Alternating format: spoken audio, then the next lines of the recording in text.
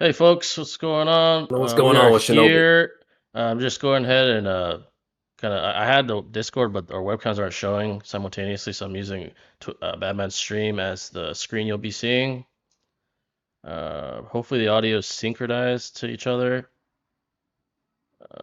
You guys should be able to see well now. I hope you guys are doing well.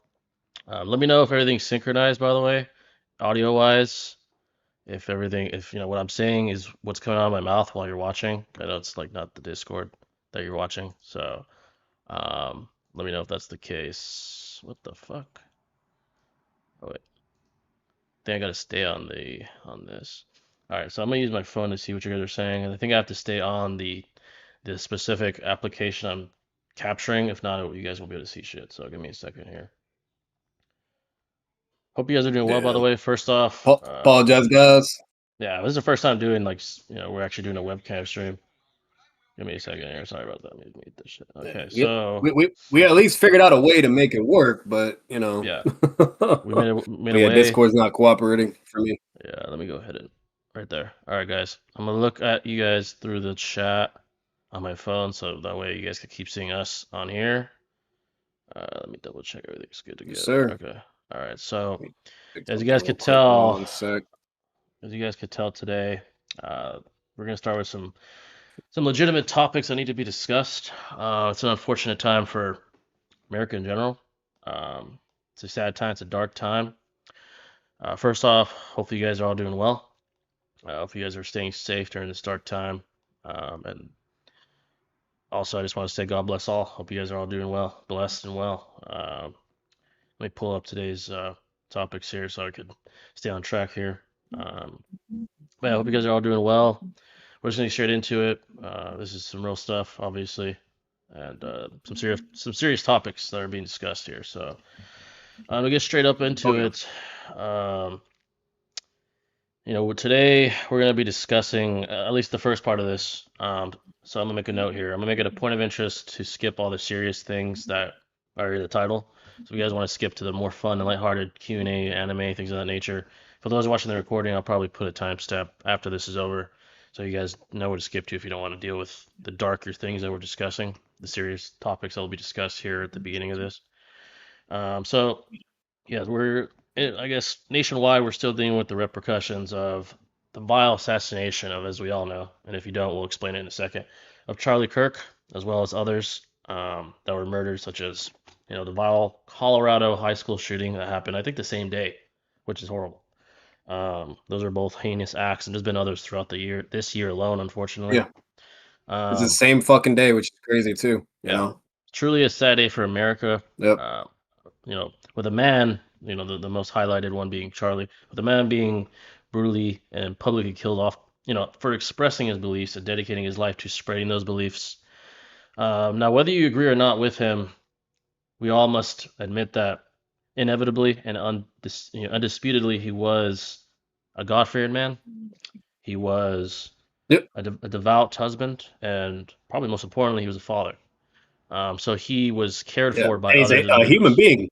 Yeah, he's a A he's a fucking human being, you know? we'll get into his beliefs and all that, whether you disagree or not. But what we can say Yeah. is that he was a decent enough of a human being to have a God-fearing family, to have a daughter and husband, a daughter and wife that clearly adored him, that were there the second he was literally assassinated. Is truly, truly disheartening, and enough for millions of people around the world and in this nation specifically to mourn his death. That's undisputed. You can't disagree whether you don't like his beliefs or whatever. We'll get into that, but that is just the fact. That is his life. That's who he Oh, was. Um, Jay, it's absolutely facts. Like, bro, yeah, his like rivals, like his literal rival, like got on stream. Like the guy that was like his biggest competitor to debate with him, whatever, so on and so forth. He was on stream and he was yeah, exactly. emotional. He was crying and he was fucking pissed, etc. He's on the left, Charlie was on the right, or whatever. And that's it. You know what I mean? Like, and even he could have empathy, and it wasn't directly for Charlie, but it was for at least for his wife, his kids, the principle, the concept. You know what I mean? At the end of the, it's like Yeah, it's fucked. You know what I mean? Because like if it was him, like in his fucking shoes, like let's say he was talking or whatever, and Matt, like he would want to get fucking shot, and all this bullshit. Like It's just crazy, dude. Like his own rival, even political parties that were against his views and didn't agree with it, and so on and so whatever you name it. Like even they, said their messages, very mature, rational, respectful, professional responses to the event, and saying condolences, whatever the whole nine, and speaking towards his family too, and the wife and kids. Like it's just crazy, man. It's sad, and then you got people on social media or all around just like making jokes about it, making fun of it, glorifying it. Just, they're fucking just saying very nasty, inappropriate shit, or just simply making inappropriate statements. I mean, shit that you wouldn't say, obviously, if you're at a funeral, that you wouldn't say, obviously, to a loved one that lost, whoever they lost, and shit like that. And obviously, under the certain context that we already know of, because it was announced to everybody and shown everywhere, to where Charlie Kirk was shot and gunned down, in public at a fucking college university. So it's just unacceptable, man. It's unacceptable, but I don't know.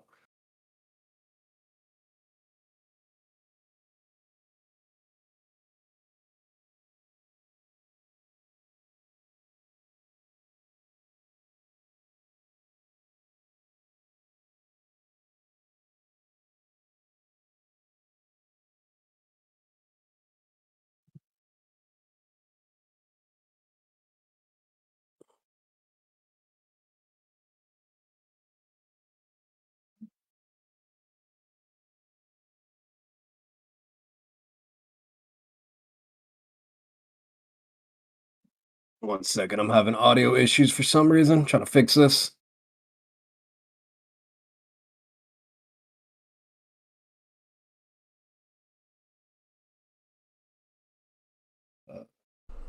One. Go over for the time being, Jay. Go over to your thing just to show you until I fix this. My audio is not working. Unless you want to still show my screen, but I'm gonna try to fix it for the time being. I don't know if you can hear me, but if you can. Why my audio is not coming through? Oh wait, I think am I on the thing? That's fine. Yeah, no, I am. Yeah, let me try to join back. One sec.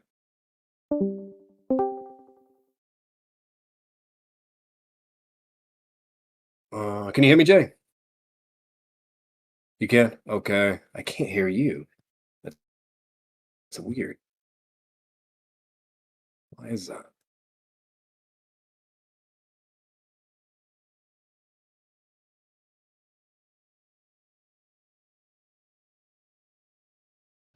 Make sure Sorry, my folks. I volume's literally didn't on. realize I literally muted my mic Oh, manually you here. muted. Okay.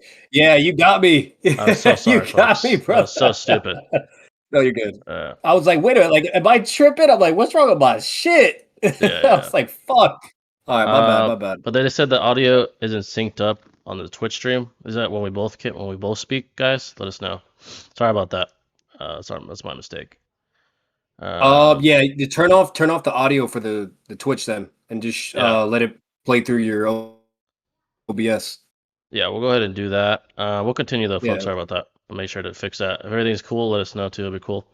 yeah. You can show Well, the screen, like the Twitch screen, where it shows both our face cams, but make sure the audio's off on the my Twitch stream. yeah. I'll go ahead and do You that. should be good. Yeah. Yeah, we should be good, folks. Sorry about that. I literally didn't unmute myself after that. Sorry about that. Well, let's continue here. So, took a moment of silence You good. for Charlie and them. I'll go ahead and do it again. So, whether or not you disagree with what happened, I believe I was muted when I said this. Um, we all deserve to take, a moment of silence for Charlie. If you want to, if you are mourning him, the innocent high school goers at Colorado Evergreens High School, or the House of Member Representatives that were gunned down in their own home in Minnesota. Um, so whoever you want to take a moment of silence for us, go ahead and do that real quick. It's unfortunate, and I think that's very appropriate. So let's do that real quick.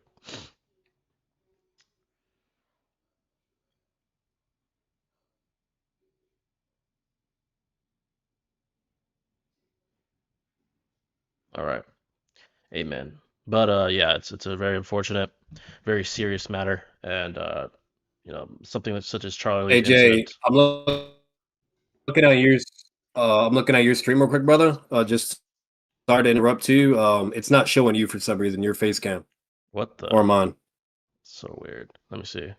Sorry, folks. I don't know what's happening right now. I think.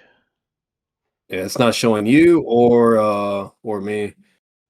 There you go. Now I see you. There you go. Yep. Okay. Does it want to have Discord open? That I might be see you now. why. Uh, very Maybe. strange. Um Let me see, yeah, folks. see now your face cam went away. Went There you go. You're away. back. There you go. That's weird. You're back now. You're back now.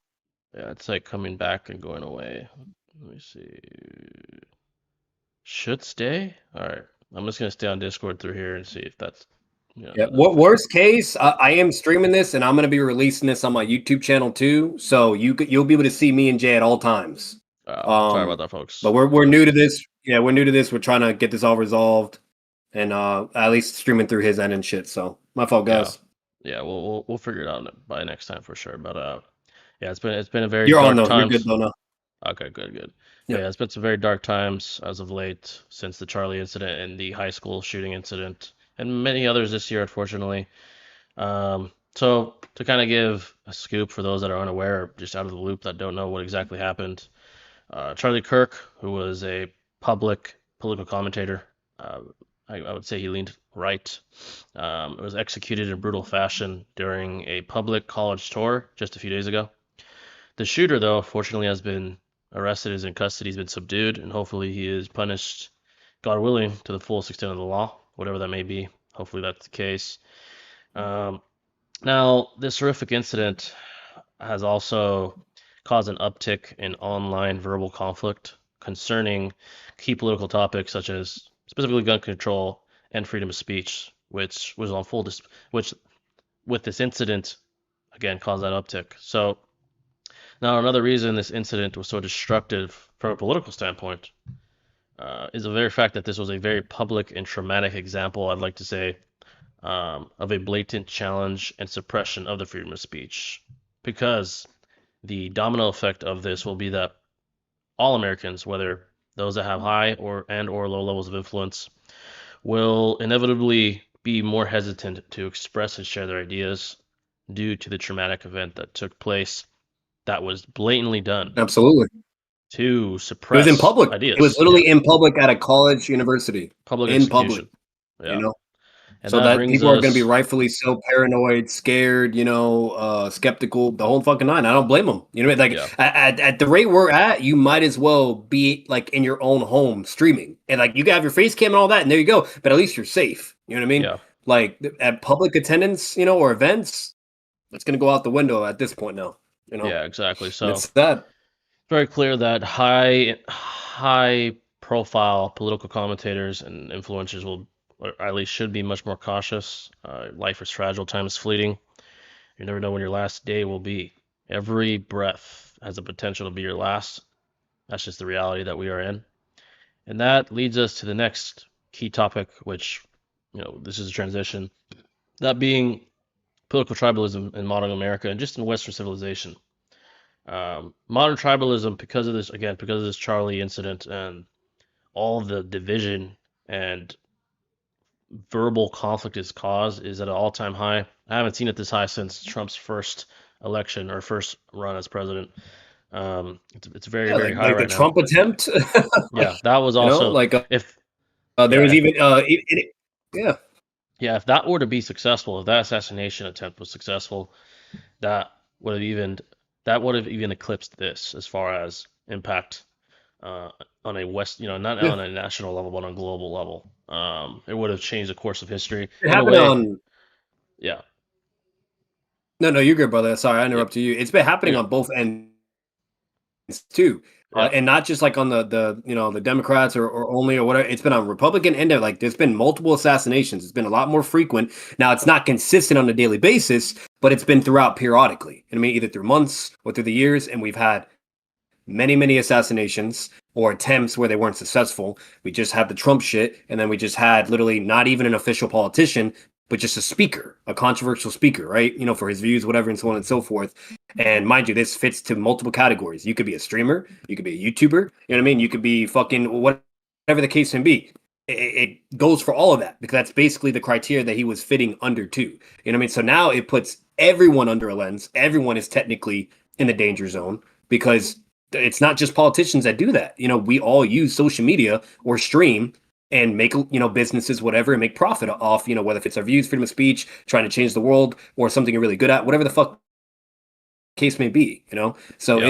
it's getting crazy, dude. It's getting Yeah, crazy. it's a You know. very divisive time. The tribalism has caused some very vile responses from the left, specifically concerning Charlie and the incident that occurred with his Yep. unfortunate assassination. So we're gonna get into that now. This isn't a political centered opinion. This is simply just an opinion concerning just basic human decency. So I think if any man or woman is assassinated and they're not some heinous criminal, they don't have a clear agenda to incite violence or harm upon others, then they deserve some level of respect. I believe Charlie, fell into that category and still does post mortem. I believe that he, of course, had beliefs that others didn't believe. Now, as far as sympathy, if Charlie is a political commentator, majority of us don't know who he is personally. You don't owe him sympathy. I Yep. understand that, but to go out of your way to celebrate Yeah. and or No. joke about his death, I believe is in poor taste. It's distasteful. It's disrespectful, and Yep. I think there's no benefit from doing it. The only benefit being appeasing to your own emotional bias towards him and honestly the hatred you have for him. That's probably the strong. Thanks. It almost requires that feeling for that vile response to his death. To celebrate and or joke about it, it almost requires you to hate him or strongly dislike him. Now, again, you don't Yeah. have to have sympathy for him. You don't have to go out of your way and post a tribute to him. But to go out of your way to celebrate it, to celebrate the death, to joke about it, it's disrespectful. It's distasteful. And again, The craziest yeah, aspect of that too, Jay, is like what's really crazy too is two wrongs don't make a fucking right either. Like that's the thing, like because at the end of the day, it's in question of like the allegations and what people claim him to be, whatever. That's in question at the end of the day, right? Because me and you don't fucking know him like that, right? We'd have to do more exactly. homework, whatever, blah blah. Even if he was what people are claiming, right? The alligator, whatever, and so on and so forth. If he is this hypothetical evil bad person, right? Why the fuck are you doing shit that you despise or you're against and advocating against? Does that make any fucking sense? Like Yeah, glorifying someone's death or joking about it, whatever. What does that make you? exactly. That doesn't make you Exactly. any better than that fucking person. And if Yeah. anything, you're continuing the fucking toxic cycle. You know what I mean? You're enabling this fucking immense infestation of hatred and fucking and just petty bullshit, and all this Yeah. fucking nonsense. You know what I mean? Like it's just that's what doesn't make it sense. It's hypocritical. It makes Yeah. no fucking sense. That's You're and exactly at the yeah. end of the day, like you said, you don't have to be empathetic to this person. You don't have to be sympathetic to this person. You to feel or do whatever. The only thing that we're saying where we draw the line, where it's like, what the fuck are we doing at this point? Are we like we're losing our humanity at this fucking point? Okay, is we think it's acceptable to on top of it glorify, celebrate, joke, insult the person, you know what I mean, or make inappropriate fucking statements. Like to think of it very simply, if you're at a funeral, you know what to not to say, right? It's a fucking funeral, right? You know what I mean? You very obviously know what not to say. Would you fucking say, "Oh, I guess he won the debate" in a funeral? No, Right. right? Would you say that to his wife and kids? No, right? It's common sense. You know what the fuck is appropriate. You know what's not appropriate. Right.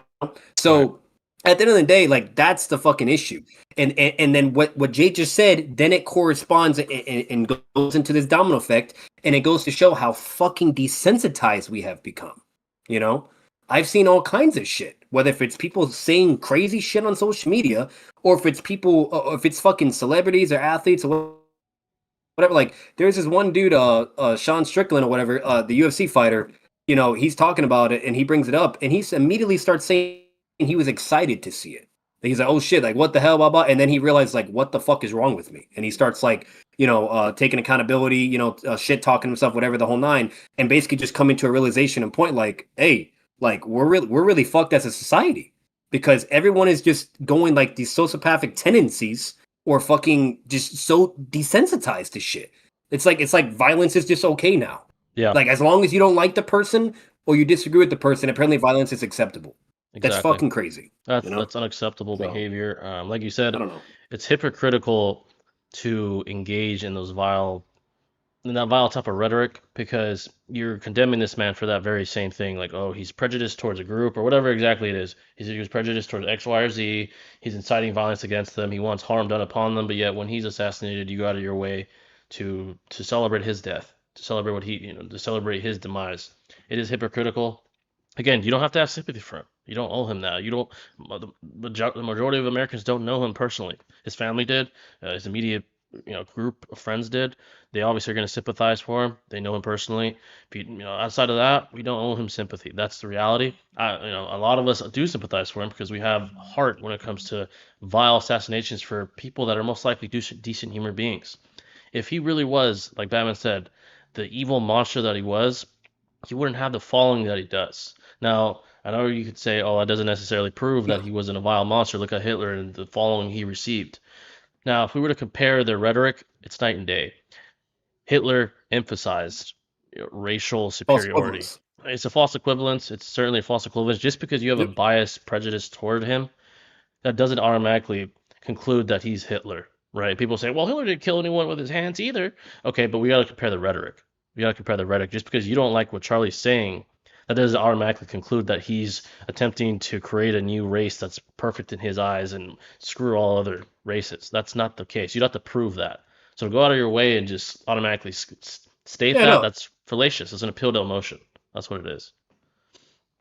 It's an appeal to Fucking emotion. crazy. Like to add to that, Jay, like it's a simple question. Oh, they bring up Hitler, whatever, blah blah. It's a false fucking equivalence because if you really think about it, okay, here's a simple question. Did Charlie do concentration camps?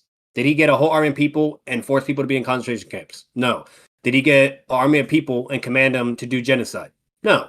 Did he fucking, you know what I mean? Like there's so many drastic extreme differences. Like it's not that's just not the fucking case. Period. It's completely different. I mean, you could have words and have viewpoints, and then you have enforcement of those viewpoints and Yeah. opinions and doing actions on top of it to the point where the United States had to get involved and stop that and so on and so forth because like oh hell fucking no they're becoming a problem whatever blah blah you name it the whole nine.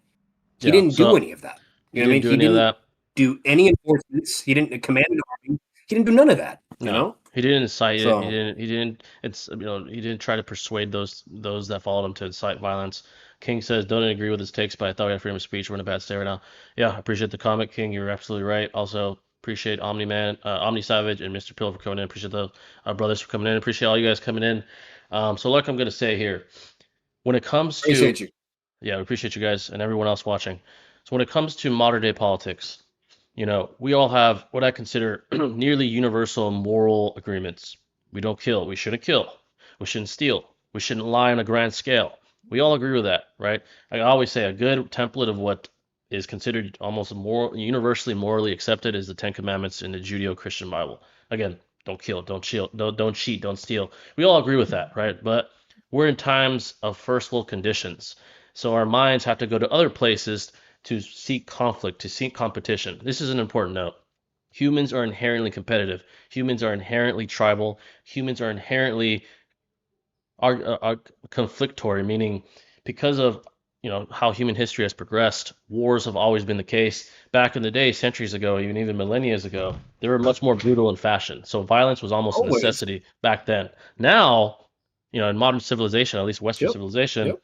we live in a time where things are so comfortable It's that our contained. minds it's so comfortable that we have to seek Yeah. almost trivial forms of conflict. Now, let me bring up some examples of what I consider morally great topics in politics, because in politics, we've gotten to a point where we're in pretty good shape as far as, again, not perfect, no system's perfect, but as far as equality, as far as the chance to have an opportunity to do something better with your life, the chance to become better, we're in the best place we've ever been in modern in human history. That's inevitable, that's undebatable. But because of that, we now have very morally great topics in politics. And this is what I always say. I'm not going to call someone the devil for saying we shouldn't have guns because there's a moral justification for that. I'm not going to call someone a devil for saying we should have guns because there's a moral justification for that. So to automatically conclude that this guy's Hitler because he thinks we should have guns, Or that's, because someone believes in yeah, abortion. Like that's yeah. one of them too. Abortion is another one. Like Abortion is people another one. like if God forbid if you're against or Yeah, if you're against abortion or if you're not against abortion, it doesn't matter what fucking side you're on. If you're then the opposite spectrum says, "Oh, you're a monster," or this or that. So like that's not how that works. You know what I mean? No, Like if no. you critically think and analyze, okay, there's pros and cons to each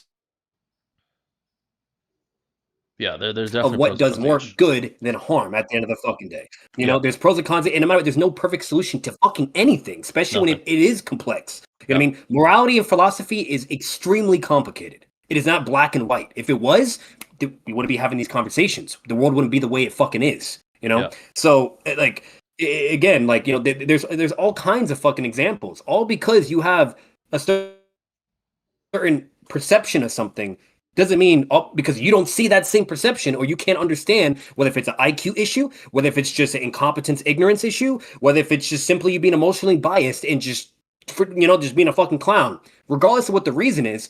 Therefore, that doesn't dictate reality to where that means he's just bad and evil. You know what I mean? Because he's not my way, right? You know, it doesn't make any fucking sense. And I'm gonna take one little break because this hits really hard at what Jay's saying. One little break. I'm gonna show something on my screen because eventually I was gonna post this, but I'm gonna show this so you guys can see it.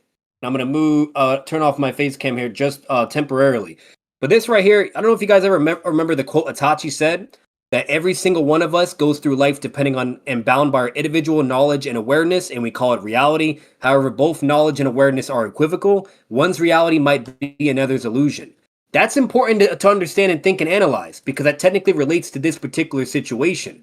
yeah. Because at the end of the day, you shouldn't ever always do your homework. You know what I mean? Always do your homework. You actually look into it. Don't ever listen to people blindly. Don't follow people blindly. I don't care if it's a content creator, a streamer, a famous person, athlete, average person, whatever you name it. You can take that information into consideration, so on and so forth, but do your own diligence as well and don't be naive and ignorant. Because at the end of the day, you know, what is really most important with that quote with Itachi, where he's talking about all that, the reason why it's really important is because it basically gets into subjective reality. You know what I mean? It highlights that reality is not an objective truth, but a construct of an individual's perception. And our understanding is limited by our own knowledge and awareness, which can differ greatly from person to person.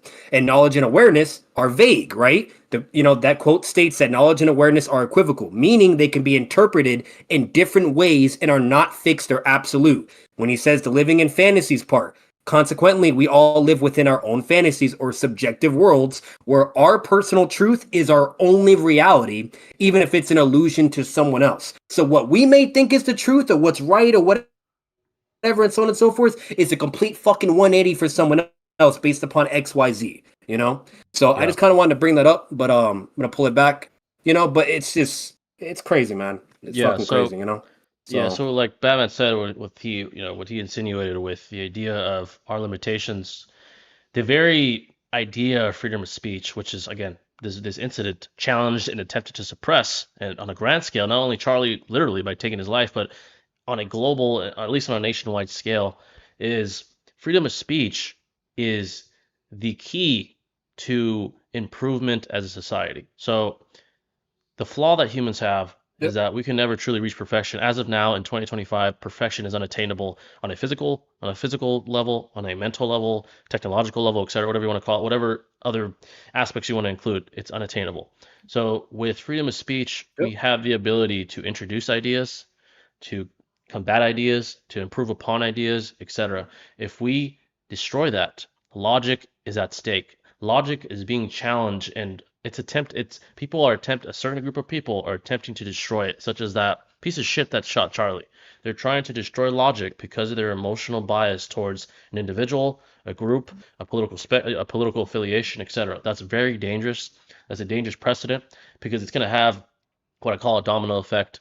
Yep. It's a physics property, but it also applies, in my opinion, to morality, to society, to emotions that humans have. What's going to happen is Yeah. if one side is just heavily suppressed and censored, it's going to cause resentment.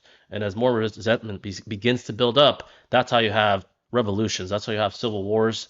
That's literally what could happen if that continues. If this trend continues, it's going to cause enough Like resentment to cause actual violence on a grand scale, such as civil war, centuries ago, and which we all yeah. know. So It could be wars. It could be civil wars. It could be. It's gonna get worse in so many fucking ways. Like again, freedom of speech. The reason why it's so important, like what Jay is saying, just to further substantiate, like that is to prevent violence. That is to understand one another. You know, like to be able to come to the same table, and whether if you agree to disagree in the end, or whether or not maybe you even change your mind and now leaning towards that, whatever the case, or better yet, you just at least are more understanding to that particular position or whatever, right? That's the whole point. It's to use our words, right? It's to not harm one another. It's to not take a life. It's to not try to enforce our views, and so on and so whatever you name it. Enforcement is obviously wrong. Violence is obviously wrong. Freedom of speech is not evil. Freedom of speech is not a crime. That's what people don't understand. Freedom of speech is not a crime. Can freedom of speech have consequences? Yes. But is it a crime? No. Those are two different fucking things and distinguishments, and people don't understand that. And at the end of the day, the most important factor of freedom of speech is to get to peaceful solutions, okay? Or to be able to work with your rivals, your enemies, your competitors, whatever the case may be. And most importantly, to function and work as a society, right? Because when we get into war and all these other things or whatever, all it does is more damage and more problems. And what do you know? Remember, guys, if for any anime fans or anyone that's watched Naruto, and it gets really, really disappointing, especially with the anime community or manga community, because if anything, you guys should know this fucking better than anyone else. But the irony is you guys are the ones acting the most the fucking fools and stupid and so on and so forth, or fucking being inappropriate or whatever. But when it comes to certain animes and mangas, Naruto as an example, okay, you're very well aware of the cycle of hatred. You know what I mean? Where you emit violence, and then it does another, an eye for an eye. And it could be for any reasons, it could be for religion, politics, whatever the fuck case may be. At the end of the day, if you're hurting someone or causing pain to someone, okay, love breeds hatred, the cycle of hatred, and it just goes fucking crazy and never works out. Everything goes to shit. If you've seen Naruto, that theme is heavily, heavily emphasized, you know what I mean, with what's wrong with the world. And that heavily relates to our world on top of it. We have the same fucking issues, yeah, So again, like at the end of the day, you guys really have to understand freedom of speech is extremely important, and we have to utilize it to prevent civil wars, violence, issues, things from escalating. It's a de-escalating measure, not to escalate, okay, and so on and so forth. And again, I'm not saying freedom of speech doesn't have consequences. I'm not even supporting whether I'm not supporting hate speech. I'm not supporting that. That's that's very common sense. That's not okay either. But is it fucking killing someone? You know what I mean? Taking a life? No. Is it shooting up a fucking place? No. They're words, right? They're words. And because they're words, guess what? That means it boils down to your will, your intellect, okay, and your self-control and your own capacity. And ultimately, it's down to you as a fucking individual and person. All because someone's speaking and saying things doesn't mean they have mind control, That's yeah, not a fucking thing. People act like someone fucking speaks or whatever, and you know what I mean? Like, oh, it's no, that's not how that fucking works. You can still do what you need to do and make your own fucking decisions. Accountability goes both ways, is basically what I'm getting to, it okay? does. It goes Yeah, both fucking ways. yeah. So, The listener and the orator. so It's both. regardless of the It's speaker, whatever the fuck they're expressing, whatever, thank you. yeah, Thank you. So like again, there's no excuse. You can't blame the fucking speaker, or you can't just be like, oh, blah blah blah, whatever. That's not how that works either. Because I know that was a lot of things people were also bringing into it as well, or trying to blame, like, well, he's doing damage and blah blah and all this stuff, or hey, whatever, blah blah. And at the end of the day, even though that's in question, whether or not he's actually doing that, but again, even if that was the case, okay, it boils down to both elements, though. You know what I mean? You have to be smarter than that. Again, that's why I said before in the whole Itachi thing, do your own homework. Be smart. You know what I mean? Apply certain things in your life before just immediately jumping the gun or taking the word of someone else.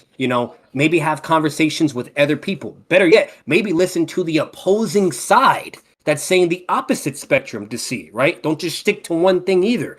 Like, be aware and be smart and be better. It's very yeah. simple. I But think, I don't yeah, know. like we were saying, like I was saying earlier, Okay. there has been a constant battle between emotion and logic. As emotion continues to win, we approach dangerous territories as far as what's accepted, certain ideological beliefs, certain again incidents such as the one that we've been discussing this whole time. it's a very dangerous precedent. Now, I'm not saying emotions have no usefulness. Clearly, there are emotions that are beyond science, love, loyalty, all these emotions that you have. They have a Yeah. beneficial, they have a beneficial use in society. Um, but you have to keep a balance between Yep. logic and emotion. That's what makes a great leader. That's what makes a great president, a great king, a great prime minister, whatever you Yeah. want to call it, a great general in war. There has to maintain a balance between emotion and logic. And with again freedom of speech being challenged the way it was just a few days ago, that's a dangerous precedent that logic will begin to diminish in society. And then once important presuppositions begin to be erased, society will crumble. When we don't know we don't know what's right and what's not because everyone has their own opposing viewpoints. And if you have a certain viewpoint and you iterate it and you're killed or you're crucified, whatever the case may be, that's dangerous. That's how societies crumble. And that's how societies in the past have crumbled Like Jay, historically. you know what that makes us do? You, you know what that makes us do? It makes fucking the US like other fucking evil countries like North Yeah, Korea or Russia and so on where God forbid you speak and say something in a review or whatever or do something, you're killed for it. They don't put up with that shit. They don't yeah, fucking tolerate that shit. You got to do or say what the fuck they want. The government's there and for those countries. Here no, we no have way. democracy. We have freedom. We have all these rights, whatever, and you can do what you want. You know, Yeah, there and the can reason be. why is because the whole point is to not have violence, to not have death, to not have war, to not have civil wars. That's the whole fucking point. You know what I mean? Like, but yeah, you motherfuckers are glorifying or joking away, whether regardless if the person's bad or not, regardless if you like the person or not, that you guys are glorifying and trying to justify or all this bullshit. When at the end of the day, you don't even advocate for that. You're against that because you would never fucking live in North Korea or Russia or any other fucking countries to where they control not only what you say but what you do. You know, like so it just again it blows my mind. It's fucking crazy. You know what I mean? Like we have the ability to have freedom, not completely, but tremendously, basically. You know, almost to that complete regard. Yeah, Especially with speech. Especially with speech. You can do whatever the fuck you want. Okay. You know, good yeah, or bad. But we have that ability. And again, there's a reason for that. And you have to know the pros of that. There is a lot more pros in that. Are there cons? Yes. Because again, I said freedom of speech can also have consequences. But when you analyze the pros and cons, there is a tremendous amount of pros. Okay, because if you want to live in a fucking tyrant fucking country or whatever, or want to be controlled what you're saying or what you're doing, whatever, then go to another fucking country. You know what I mean? If it yeah, bothers you that much, go to another fucking country. yeah. What You know it what I comes mean? down to, Like, what are you doing living in the fucking US? You yeah, know? comes down So to privilege is invisible to those that have it, and we're so privileged we don't realize yeah, the great system that has been implemented or that was set up and started by the founding fathers. It's invisible to us how great it actually is to be able to go out and say what you want to say on social media and express your ideas, whether they're complete opposite of someone else's. That's make a a beautiful living thing. off it. Yeah, that's a beautiful thing, and to not be prosecuted for that, and things of that nature. Obviously, there are exceptions, such as true hate speech and true incitements of violence. Um, it's a Yeah, beautiful thing, and we don't. like Yeah, threatening someone. Yeah, you know, yeah. things like that. Yeah, So we don't realize how good we actually have it. you The know. ability to try to improve ourselves. We can literally go to the gym tomorrow and start making our bodies better. We can literally start reading a book about anything we want and Yeah, start becoming you more say whatever. intelligent. It's a beautiful thing we don't realize, Yeah, and to double down to the and point sing where what you want, do what you want, do yeah, anything. and to get to the point where you're gonna hate someone You because they have know. a different opinion on a very morally great topic is beyond me. And again, that just shows that the privilege we have is invisible to us, and we could certainly all do better. I do think Yep. battles of ideas are important, but there's a We way take shit to, for granted. yeah, we take shit for granted every day. Again, time is fleeting. Time is finite. You can buy more houses, more cars. You can never buy more time. And like I said, every breath you take has the potential to be your last. You never know. So you should try to be the best man or woman you can be with the time that you do have. And don't waste your energy doing things that foster hate for It's a reasons that waste aren't. of energy. Yeah, it's a Yeah. waste of time. It's a waste of energy. Even in our community, for example, if someone tells you, let's say, for example, Tobarama, someone tells you, "Oh, you're go fuck yourself. You're a piece of shit because you don't agree on a certain take." Is it really worth your time responding? Is it really worth your time? Is it really worth your Yeah, energy when you could do something better with your life? It's not. Most of the times, it's because not. do you have control over that? Yeah, Like, you do have you have any control. control over that? You know what I mean, like for IRL, do you have control of any of the things? You know, what I mean? No, you have absolutely no control because at the end of the day, you can't control a fucking human being. You know what I mean? Yeah, Like you can't. You know, no, like it's like why try to focus so much of your energy or waste all your time in things that you have no control of? You know what I mean? Or get into something that at the end of the day, if it isn't hurting you physically, right? You know what I mean, or not, then why do you care? You know what I mean? Like why? yeah, to that Like extent, you move on with your life because at the end of the day, yeah, like what people don't understand is, fucking when shit, and I hope it never does, but if shit was to ever hit the fan, whether if it's an apocalypse scenario, whatever the fuck it is, okay, your views aren't gonna fucking matter. Your opinions and feelings aren't gonna matter. None of that shit matters. It'd be survival. That's what matters. It's yeah, gonna be survival at the end of the day. But guess what? You don't have to ever worry about that, and you have that luxury because again, like we said, what you take for granted and whatever, and so on and so forth. We're in a fucking country where that's completely out the window for the time being, to where you could do whatever the fuck you want and say whatever you want. You know what I mean? exactly. So again, like you guys really have to understand, it's not that's not shit you fixate on. You know what I mean? Yeah, Like you don't obsess over shit. That's not healthy. You need to fixate on improving yourself at the end of the day, growing yourself as a human being, being open to multiple perspectives at the end of the day, okay? And most importantly, if you believe in something, there's nothing wrong with that.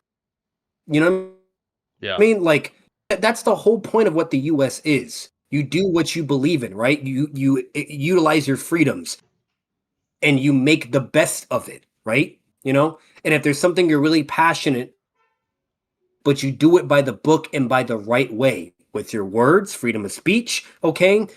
And going from there. Never violence, never gun violence, never fucking murder. You know what I mean? And it's that simple, man. yeah. It's really And that fucking simple, that's the beauty. Another beauty of this So country is, there's a lot of meritocracy. People call it capitalism. I call it meritocracy. That's the beauty of debate. The idea of competing ideas. If your idea is superior, or you'll win the debate. You don't fucking kill someone because you disagree with them. That is, ironically, yeah. that fucking piece of shit lost the debate because he didn't have the intelligence and the emotional control to actually go up and speak to Charlie. Instead, he took his life. That's a piece of shit, and that's the biggest L he can take in debate. That's probably the biggest L in debate history. So he took an L, not Charlie. That piece of shit took an L, and now he's probably gonna lose his life, deservingly so. That piece of shit probably deserves to die. Honestly, he does. That guy's a sack of shit. That Yeah, guy, for life. It depends what yeah, it depends what state it is.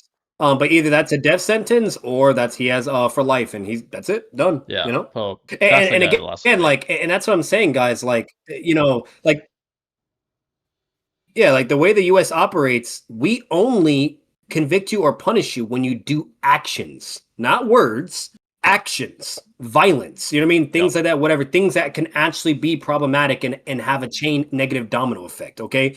Having fucking words or whatever and saying so on and so forth, that's nowhere near to the extreme in extent of violence. yeah, Violence is what we're more trying to stay away and be afraid of, and so on and so forth. Words, because that's not just something that can just kill someone, right? It doesn't work like that. It's not like a fucking fiction or whatever. Okay, that will ultimately boil down to the individual itself and how they take it. And at the end of the day, that's only affecting a very small percentage of people, and so on and so forth, right? And then you compare the other one, which is violence, which would literally affect anybody. It doesn't matter who the fuck you are. It's just the wrong time and place at that point. So again, like you guys have to understand and be aware. You know what I mean? There's no perfect solutions. There's no black and white, whatever. But you have to realize what does the most good compared to the bad, right? There's pros and cons in everything. yeah. And to eliminate someone's life because of a difference in ideas and opinion, we can all agree universally that's unacceptable. He will be punished to the full extent of the law, rightfully so. And that should be an example of what you shouldn't do when you disagree. That's literally the complete opposite of what you should do when you disagree. What you should do is have a conversation. Maybe your ideas are Yeah. better, but discuss that. And if that's the case, people will see that and they'll agree with you, and not the competitor. That's the way it should be. That's the beauty of freedom of speech. That's what it was intended Here's to a foster. So, like Jay, look at Martin Luther King. Look at him. You know what I mean? Like how he did it. He went by the book. He used freedom of speech. He influenced fucking billions of people. You know what I mean? Yeah, Fighting for rights, generations. to fight against racism, discrimination, whatever. He didn't do it with violence. No, he did it with self-control, resilience, willpower. He did it by believing in people. He did it by believing in redemption, right? That's Yep, another thing everyone forgets. Redemption. People are capable of change. We humans, we all make fucking mistakes. Nobody's everyone. innocent. Not a Yep, single person on this fucking planet is innocent. I'm gonna tell you that right now. You know what I mean? We all have done shit, So like at the end of the day, that's another important element that we all disregard too is redemption. People are capable of change. It is exactly. possible. And Definitely. again, that's why you must do what's right and do it by the book. Again, Martin Luther King is a fucking perfect example. He never got emotional. He never got fucking sensitive. When, if anything, he was the one you would think he would because of how bad it was back then and how horrible fucking black people went through and shit. You know what I mean? Like honestly, at that point in time, I wouldn't fucking blame them. Because they actually had reasons. Real reasons. But now Yep. it's, oh, you hurt my feelings. I don't agree with you. You know what I mean? Or, oh, you said a fact that I don't like. Oh, It's unacceptable. like with that example as Martin Luther King, that's how you do it. You know what I mean? If you have a problem with something, if you want to confront evil or bad or whatever it is, we have so many examples. It's not even just Martin Luther King. There's many examples, but that's just one example. That's how you do it by the book with freedom of speech on top of it. You Exactly. combat further. And if people realize that you are obviously correct, or people realize that you're the superior, right? And you're the logical and whatever and blah, blah, blah, you name it, guess who gets the movement that gravitates to you? Guess who gets the biggest influence, right? And so on and so forth. You know what I mean? Like you earn what you get. You have to put the effort to get it. You can't just bitch and complain and all this stuff or immediately be emotional or do all this crazy shit when you have it so fucking good. Okay? They have no So idea. again, Yeah, no like idea. and mind you, and the craziest thing is the shit that you guys are sensitive or go super emotional or lose your shit over, okay? Like you have the examples right there, but you don't follow that. That's what's fucking crazy to me. Yep. They did it by the book, and they won. They won too. They won. Black people have rights. We have fucking museums for it. We go over the history. We talk about it. Everything. Like we have examples of accomplishments, success. They won. You know what I mean? How many times good has triumphed over evil? How many fucking times? You Yep. know? Throughout history. Yep. Exactly. But yet everybody gives up. Yeah, but yet everybody gives up and they want to do all this bullshit they're doing and do shit that enables even more violence, more problems, more drama, more division, more desensitization, the fucking whole nine. And it just gets worse and worse and worse. And basically what I'm leading with this, we lived in a fucking point in time. Now, I don't know if you remember this, Jay, but back when I was a little kid, it was around the time where our fucking parents could leave the doors open. They could let us be outside and shit. You know what I mean? We, Yep. we could do whatever. There's no fucking problems, you know? And things just got worse and worse and worse throughout time. And the question is, why? How did we Yep. get to this point? And honestly, that's a genuine question I have for you too, Jay, because it really gets you to think. It's like, how the fuck did we get to this point where things are so bad where we have to keep our doors locked, where we have to fucking watch what we say, where we have to be, we're always on eggshells. You know what I mean? Yep. Or God Yep. forbid we can't be in a fucking restaurant or think our kids are going to be safe at fucking school for crying out loud. How did we get to this point? And I know we Yeah. dived a little bit into the reasons or whatever, blah, blah. But honestly, that's a really important question to really, and that's what we should all really be focusing at the end of the day. It's not ultimately about Charlie Kirk or about everything, whatever. It's about why we're even to this fucking point and how are we going to do better. You know, Yeah. like and like so serious. Like, what do you think on that, Jay? Like how did we get this far? You know? I think what happened is we reached a point, again, of first world conditions. Things are great, at least physically, as far as security and on a grand scale from, other countries invading, things of that nature. So when society was at such a harmonious point from a security standpoint, I think what happened is perhaps, throughout generations, certain ideologies continued to be an influence in future generations. And unfortunately, we've had some dangerous groups throughout U.S. history, the KKK, for example. We've had these groups that have continued Yeah. to stand the test of time. You could argue in the political spectrum, both sides of the spectrum, we have radicalized individuals. These sort of, I would say, ideologies or radicalized ideologies have continued to stand the test of time, and these outlier spectrums or these outlier ideologies, they're the minority, but they're loud. For example, the piece of shit that shot fucking Charlie. Yeah. 99% of fucking leftists would not agree with that. Yep. 99% of leftists wouldn't do what he did. But because these ideologies have still continued to progress, and because whether it's resentment, whether it's jealousy, envy, those things still exist. And that just goes back to the flaws humans have. And what's amplifying this is mainstream media continuously iterating that we're all perfect the way they are, we're all perfect the way we are, and we shouldn't let anyone So change social us. media is a big one. That's a Yeah, big one, Jay. yeah, Social it's media. That's a big social one, Jay. media and Yeah, mainstream that's a big media one to has it. iterated a dangerous philosophy because on the surface it sounds well-hearted. It sounds righteous. Oh, you're perfect the way you are. Whatever you say is right. Everyone should love you. You're special. That's not reality. Reality is humans in their very nature are competitive beings, and it really is survival of the fittest. Obviously, that's not displayed in today's modern, comfortable society. It's displayed more subtly through economic classes and who gets the nice car, who doesn't, who's in the suburbs of some shitty city and who's in Beverly Hills in the mansion. That still exists, and because social media doesn't want to admit that and admit that you have to become better, you have people that begin to resent those doing better Yeah. than them in life. For example, that piece of shit that shot Charlie, I guarantee he's envious of him. He's jealous of him because he's so Oh yeah. influential Yep. that and he has a belief that he doesn't have. And this guy, he's like a fucking loser. I'm just being honest. So he went out of his way to take out a very successful and a very respected man because he probably resented him. He probably was jealous of him. He was probably envious of him. And that has to be expressed on a large scale. We have to let, especially younger generation men, know that it's not peaches and cream. You don't get what the fuck you want if you don't put the work in. You're gonna No. resent people if you pretend that you're No. perfect and that if I sit down and eat Cheetos, I should be given all the wealth and all the women. That's not reality. That's not the way the world works. The winners You win, have the to losers earn what lose. you get. Exactly. Like You have to again, earn look it. at our ancestors. Look at our ancestors for like any They didn't live that way. Spanish people. I'm Spanish myself. Yeah, Jay looks Spanish as well. Like Spanish had to earn all the shit that they got. Our exactly. ancestors, they had to earn all that shit. Same thing with black people. They had to earn all that shit. White people were a lot more, what's the word? Like Privileged. a fucking better spot, whatever. The whole nine. Yeah, I'm not saying. I'm not. Yeah, privilege basically. They, privileged. they had it, whatever.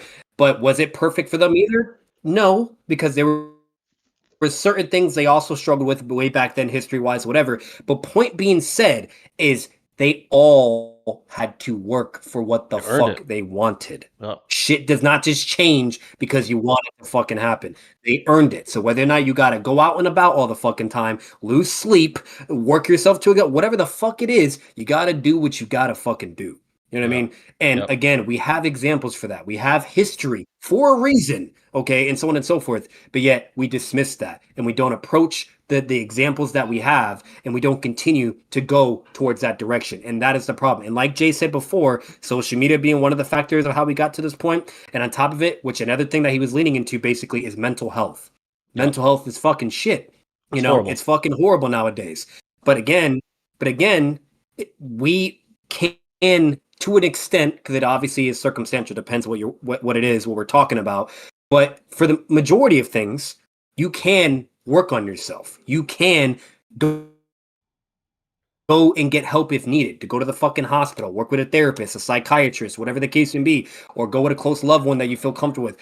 Go work out instead of doing drugs and alcohol. You know what I mean? Like, there's many things that you can do in order to self-develop yourself in a positive and good way. And most importantly, if you want to succeed and you want to thrive, again, you have all the examples, whether if it's athletes, history, you know what I mean? Whatever the case may be, it is there. It is there. So Exactly. there's no excuses. There's Yeah, no no excuses, but excuses. it's a simple what Jay was saying before. It's the fact that people have given up. They've given up. They take shit for granted. They're lazy, okay, and they're ignorant and they're incompetent, okay, and Yep, that's what it is at the end of the day. And I don't exactly. know how it even got to this point too, but people are extremely sensitive and emotional. They're Yeah, extremely sensitive and emotional, and that alone is a problematic and an issue. To a That should detriment. not be the case either. We should have Yeah. resilience. We should have self-control. Okay. We should have structure. We should have discipline. Okay. Because without those things, then society goes to fucking chaos, as what we're Crumbles. seeing now, and things getting worse and worse and worse. Because we're not even enforcing accountability either. We're just playing the fucking blame game and pointing fingers of who's at fault, whatever. Yep. Exactly. When at the end of the fucking day, you know. Yeah. So again, it's very simple elements, you know. Yeah. So what Furton said, we'll read all the rest of the comments. It's well said. I agree. I hope someday we get past idealistic views of nature. That's exactly what it is. Not even idealistic, unrealistic. For mainstream media to continuously iterate to young men, oh, you're perfect the way you are. You should be soft. You should be vulnerable. If you're special, that's bullshit. That's a dangerous precedent because people then feel that they're entitled to things they don't deserve. In the real world, no one gives a fuck. If you're a piece of shit, fat fuck, incompetent loser, you're not gonna get hired for that job or get that girl or get into that school or lift that weight. That's not the way reality works. If you don't think that's the case, go ahead and try to do something great and see how far you get. You're not gonna get very far.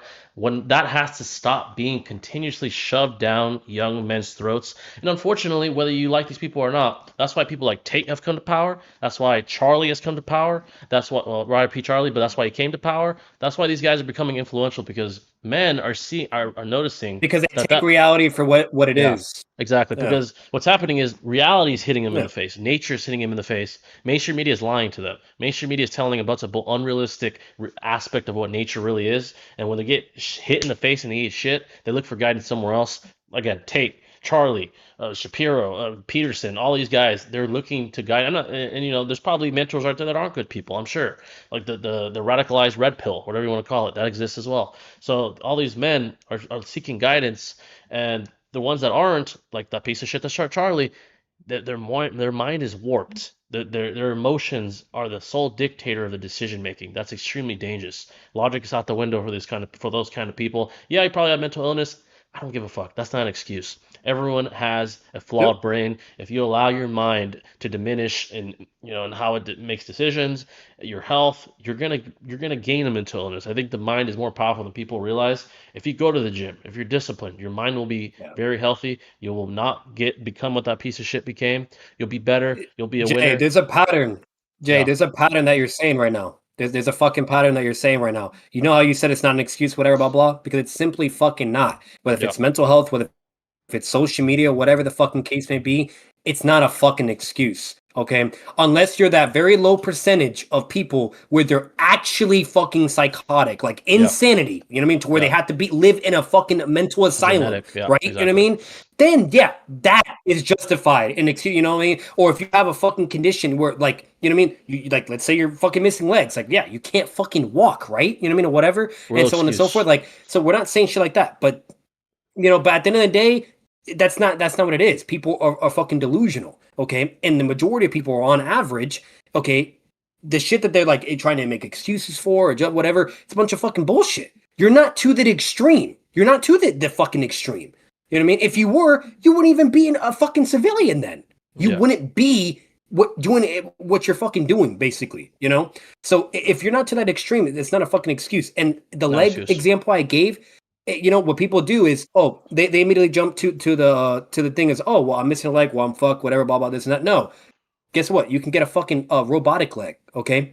You could, but guess what? There's a dude, I forgot his name, where he had no legs, so he would strengthen his whole body, his arms, his chest, his everything else. He would strengthen it to the max and work his ass off to where he's fucking outrunning people that have legs with his arms. Yeah. Like, perseverance has to be enforced. You know what I mean? Or not, I want to say enforced. Encouraged. It has to be fucking utilized and encouraged. You know what I mean? That is the issue. We can't give up. We can't let mental health issues win. Again, the resources are there. The ability, you alone, your willpower is there. So again, with the pattern that Jay is going, he's trying to explain it though in detail, whatever. But the main point with it is there's no excuse. Period. You know what I mean? Because when we start letting the excuses thrive and win, then that's when everything goes to fucking shit. You know? Yeah, people don't realize what real real limitations are in first world conditions.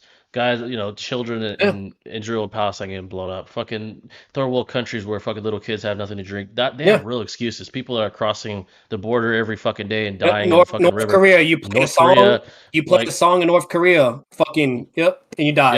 yeah, you lose your life. Like, Those yeah, people have a real excuse. Here in modern Western civilization, if you're in it, if you're lucky enough to be born in it, because statistically that's not very high, you have no fucking excuse. If you have working legs, again, yeah. If you have a brain that's intact and you're in modern Western civilization, you have no excuse not to become the best version you could be. I think in my opinion, that's winning for anyone. Maybe you're not a fucking billionaire. Maybe you're not fucking, Elon Musk. But if you reach your full potential or damn near close to it, and you're constantly driving towards that, you're a winner.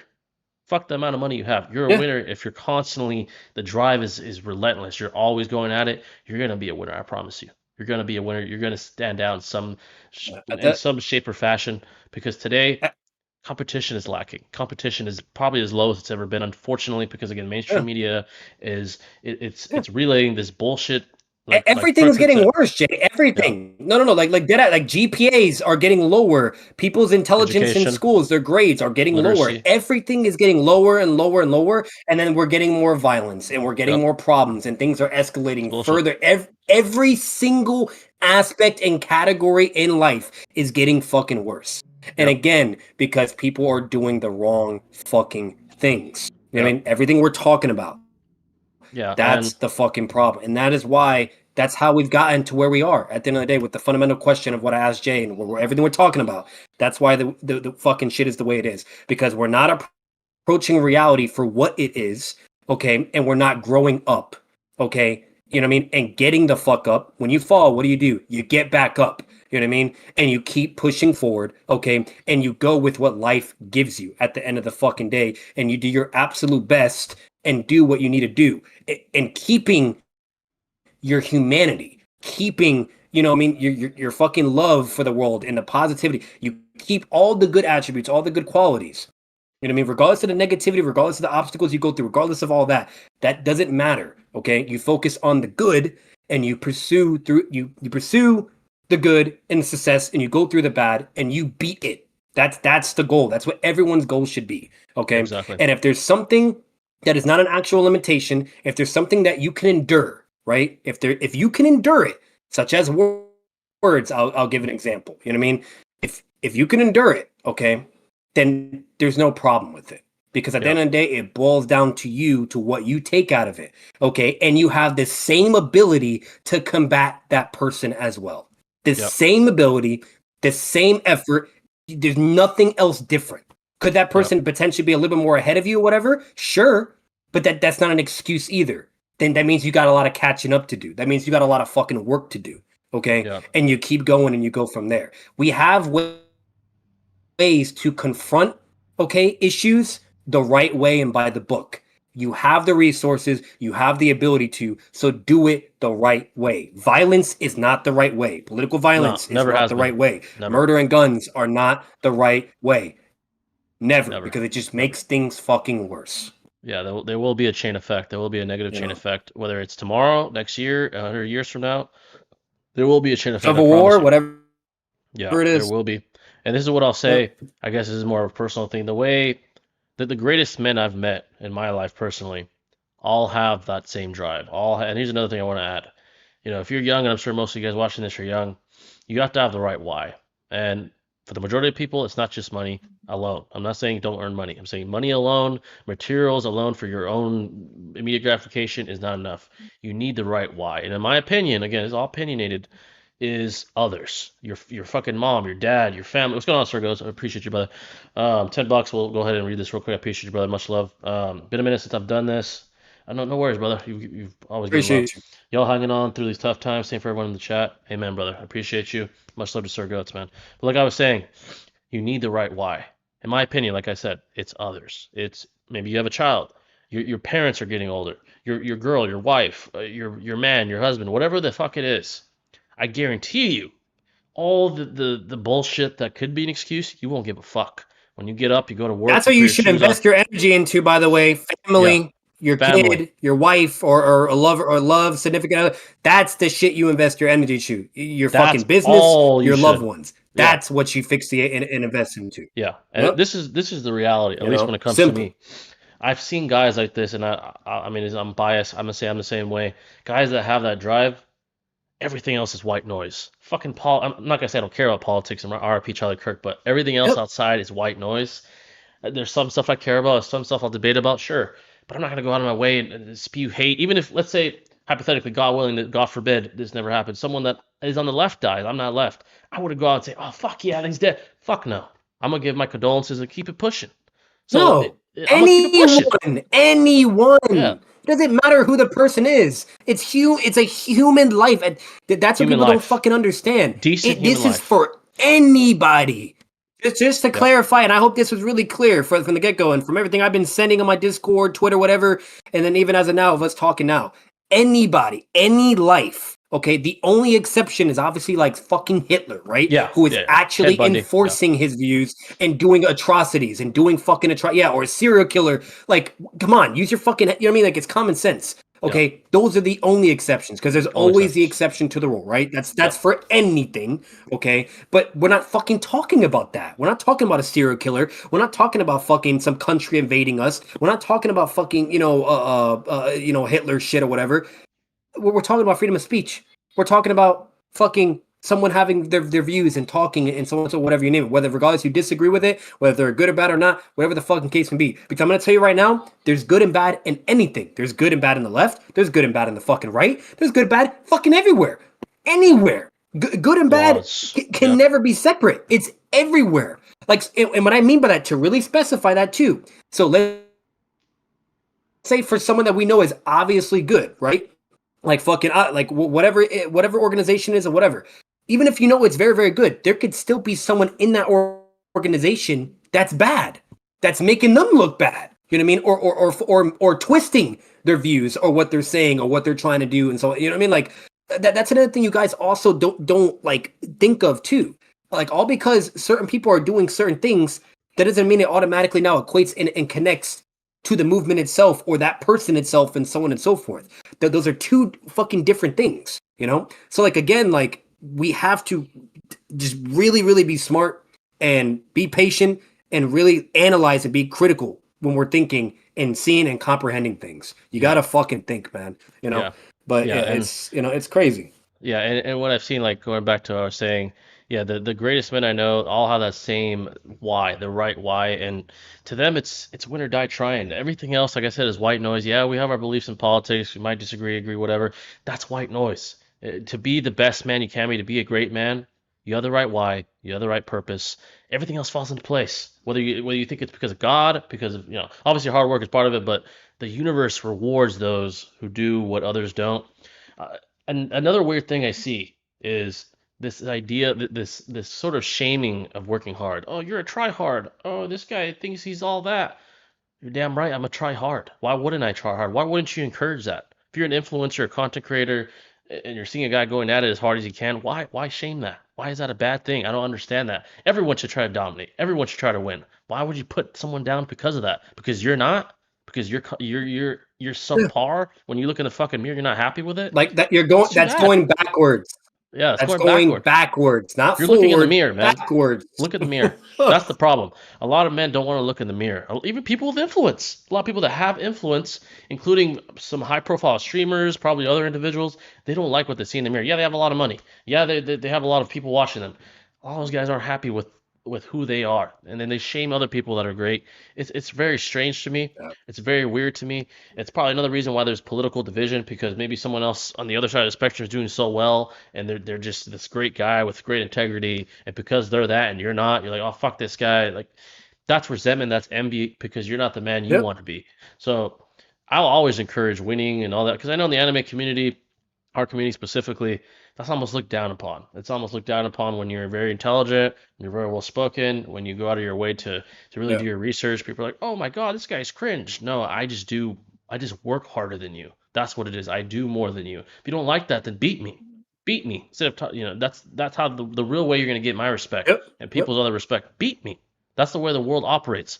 Winners And win. you and So Jay, you want to know why you want to know why it operates like that? You want to know why it operates like that? Because that's what ensures competence, because you're getting what you deserve it's and earn. competition. Because Yep. think of our history in previous generations, they got to where they were at because they earned it. You know what I mean? Like they whether they took it by force, whatever the fuck they did, whether they worked their ass off, they got it, right? They had to make action and effort to get what they need. You don't just get it by sitting on your fucking ass or Doesn't just, work oh, that I way. just deserve it too, right? Like that's not how it works. Reality has never been like that. Yep. Reality has never been. If you want to get a job, you can't just sit at fucking home and just do nothing. No, you got to put in applications. You got Put to in the have a work. good resume. You got to fucking ace your interview. You got to do all this shit. You know what I mean? And then when you get a job, when you have a job, how do you keep the job? By having good work ethic, right? By having good social skills, getting along with people, so on and so forth, doing what you got to fucking do, right? You know what I mean? And that's another issue too. If people had the same mindset of how they are when they're at fucking work, of the shit they wouldn't do and whatever and so on and so forth, if they apply that to their fucking life too, I promise you your life would be tremendously fucking It better. will improve. Because the things that we have to be disciplined in, whether if it's school or your job or whatever, or your profession or your business, things that we have to be disciplined in and make sure we're being competent in. Because if we're not, then you're fucked and it all falls apart. You know what I mean? You have to take that same energy, those same establishments and cores and points and principles, and apply that even to your life, into what you do and from what you're observing, into how you respond to it. You have to. Because when you don't, then it does the complete opposite in the fucking 180 spectrum, and then that's when everything just goes to fucking shit, or your life becomes complicated, and so on and so forth, and then basically you're just at a loss. You don't know what to fucking do, right? You know what I mean? Like there's a reason why companies and jobs are structured the way they are. There's a reason why our militaries are the way they are. There's a reason why for a lot of fucking things, and again, it's there for a reason. You know what I mean? Yep. So you can't take shit for granted. You have to accept reality for what it is.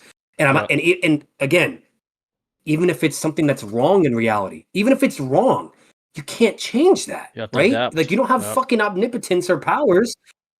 You have to adapt, and you have to confront and fight it the right way. Don't become it to fight it, because that doesn't make you any fucking better.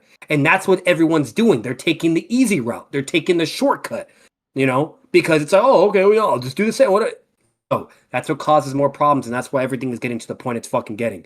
Again, you have to fight it. You have to confront it the right way. Be resilient. Be patient. Be self-controlled. If they're yelling and getting emotional and insulting you, good for fucking them. Okay, keep your composure. Say whatever you had to say. Express the facts. Have your arguments. Substantial, whatever. And who's gonna look like the fucking clown? They are. Okay. Who's more than Yep. likely gonna get shot or hurt or whatever? The other person, not the emotional one and the crazy one, because everyone's accepting with that and fine with that, but not the Yep. person that's doing the right thing. You know what I mean? So, like, again, like, that's when you know you are doing something right, when you are making an impact. When someone has to go to violence, to those extremes, that's because they deem you as a threat. And that's because Yep. they're a fucking piece of shit as well, and They're they're a already loser. lost. Yep. Okay? Because they know no matter what, it's an auto concession, basically. They accepted it, right? They're like, okay, I can't fucking beat this guy, or nobody can get whatever you name it. So I'm just gonna fucking kill him. You know? Yep. Cause Yep. it's the pussy fucking move that is what they do. Silencing Okay, someone. So again, like we have to be better. We have to be better, and we have to be fucking smarter. Okay, Yep. reality. It's as simple as you have to accept it for what it is, and even if you may think you know how things work or whatever your reality is, a percent. Remember the Itachi quote. Okay, that doesn't mean it's necessarily the case. Be open, okay? Be smart, be wise, be diligent, okay? And if you keep those mindsets and you're humble, you're doing what you got to do, you work your ass off, that's great. And your life is going to reflect that, okay? And at that point, you can flex it all you fucking want. You can talk all you want. You can do whatever you want because you fucking earned it at the end of the day. And who gives a rat's ass what they're saying, how they feel, nobody cares. You know what I mean? Because you got what you deserve, right? And you're doing what you need to fucking do. And you're better Exactly. at the end of the fucking day. It's that Yep. simple. It's that simple. One I will say this though, Jace, before we dive off the Charlie Kirk incident and the repercussions and everything that we were talking about that's connected to that, I did wanted to show a really short clip. 'Cause this is related to Charlie Kirk, and then we can move on to like modern political tribalism or anything along with that, the anime community and stuff like that. I know you want to talk about hate speech at some point too. and whatnot, what's considered inciting violence rhetorically, Yep. and shit like that. So this is important because this clip technically connects not only to Charlie to end this, stop talking about him, but it also connects to what is hate speech, what is considered inciting violence, rhetorically. So it'd be a good way to approach and get into that.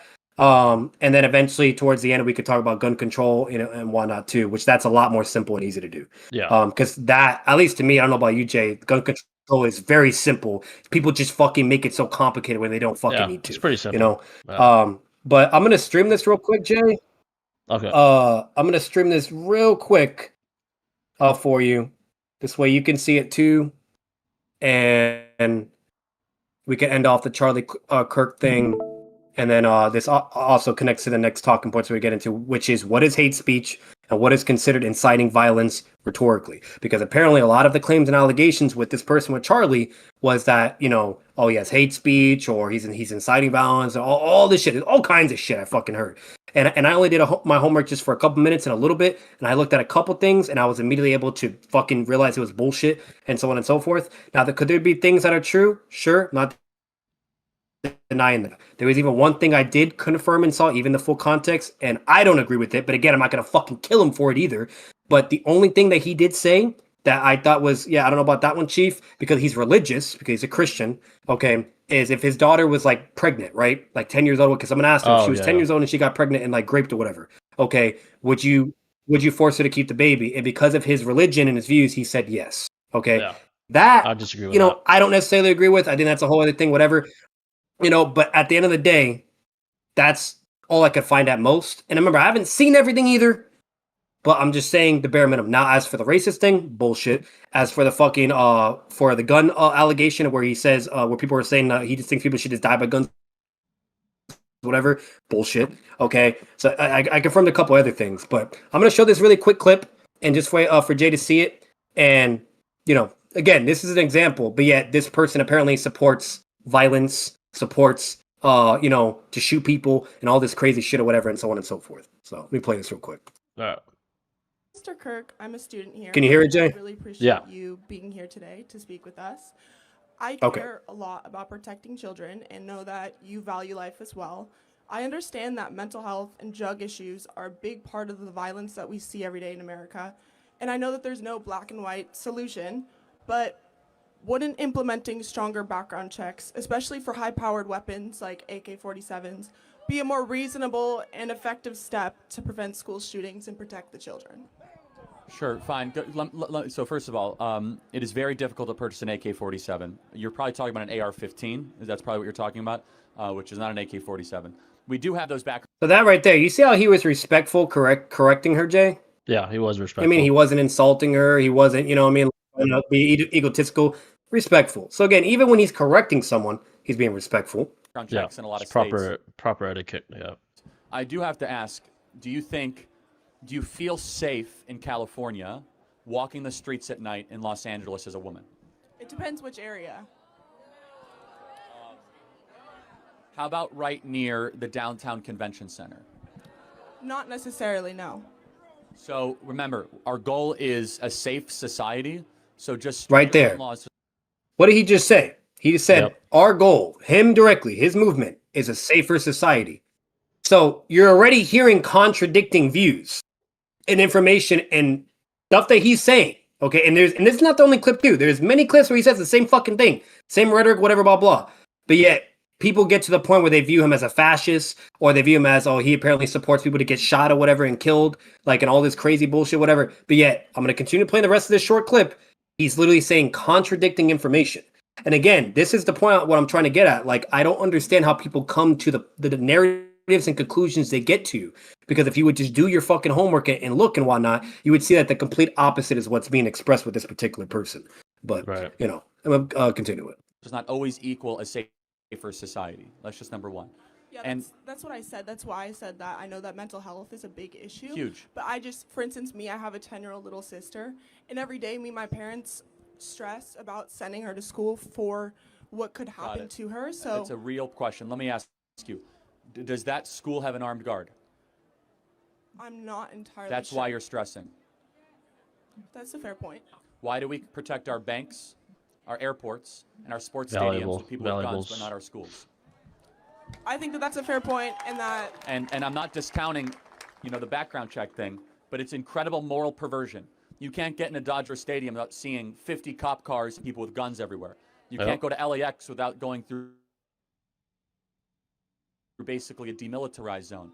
But you could go into a local Long Beach elementary school, and we decide to not protect our kids, so we protect our airplanes and our sports teams, But not kids. but Oh. we don't protect our own children. And so you care about, I don't want our schools to be militarized.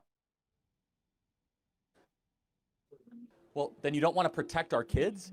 You don't So think- that's all I'll have to play for that particular clip. Again, it's really short, but right there, Jay, I'm going to ask you, because it doesn't take even a super intelligent person either. Was that not contradicting information? He's Yeah. clearly advocating for fucking, to protect human life, to avoid violence, and to protect kids at schools, and calling out the bullshit even within our country with the U.S., where why we apply all this security, all this protection for all these other things, materialistic or bullshit, but we don't protect our kids and have the same fucking energy. Yeah. Basically, those that have I said, don't get it. those So, that have what do you think claimed, on that? yeah, those that have claimed that he exactly what they said. I'm not sure. They said like, oh, he said that it's necessary for, individuals in school to be gunned down for the sake of the Second Amendment. That's obviously incorrect. He's literally contradicting what they said. That contradicting that literal claim they made by saying kids should be protected and they shouldn't be gunned down with an armed guard. I think either what happened is they would use clips out of context and just use a simple statement that makes it seem that way. Oh, they're just blatantly lying about what he said. He clearly doesn't Yep. believe that. It's a blatant incorrect claim to make about his. I use. just played the clip. I just played the Yeah. fucking clip. Yeah. I literally just played. He clearly does not believe in that. So how do people get to that fucking? So then it brings you back to the real question, right? So then there has to be context, obviously, right? So because we're not denying there's a statement that was made, but that's be context, right? And so I'm going to give an example to really simplify it for anyone, so this way nobody's lost or confused. Okay, if I'm communicating right now, right, and listen to me right now verbatim. Okay, let's say I say this exactly. I think unfortunately it's at a cost, but we have to lose lives when it comes to guns. Okay, and that's all I say right there, right? That's the only statement. Okay, because people will record a 10-second clip of that. That's what I just said. But I'm going to continue now. Under the principle and fact where you're using self-defense to protect your loved ones or to protect yourself, and under the fact that we have a right for the Second Amendment.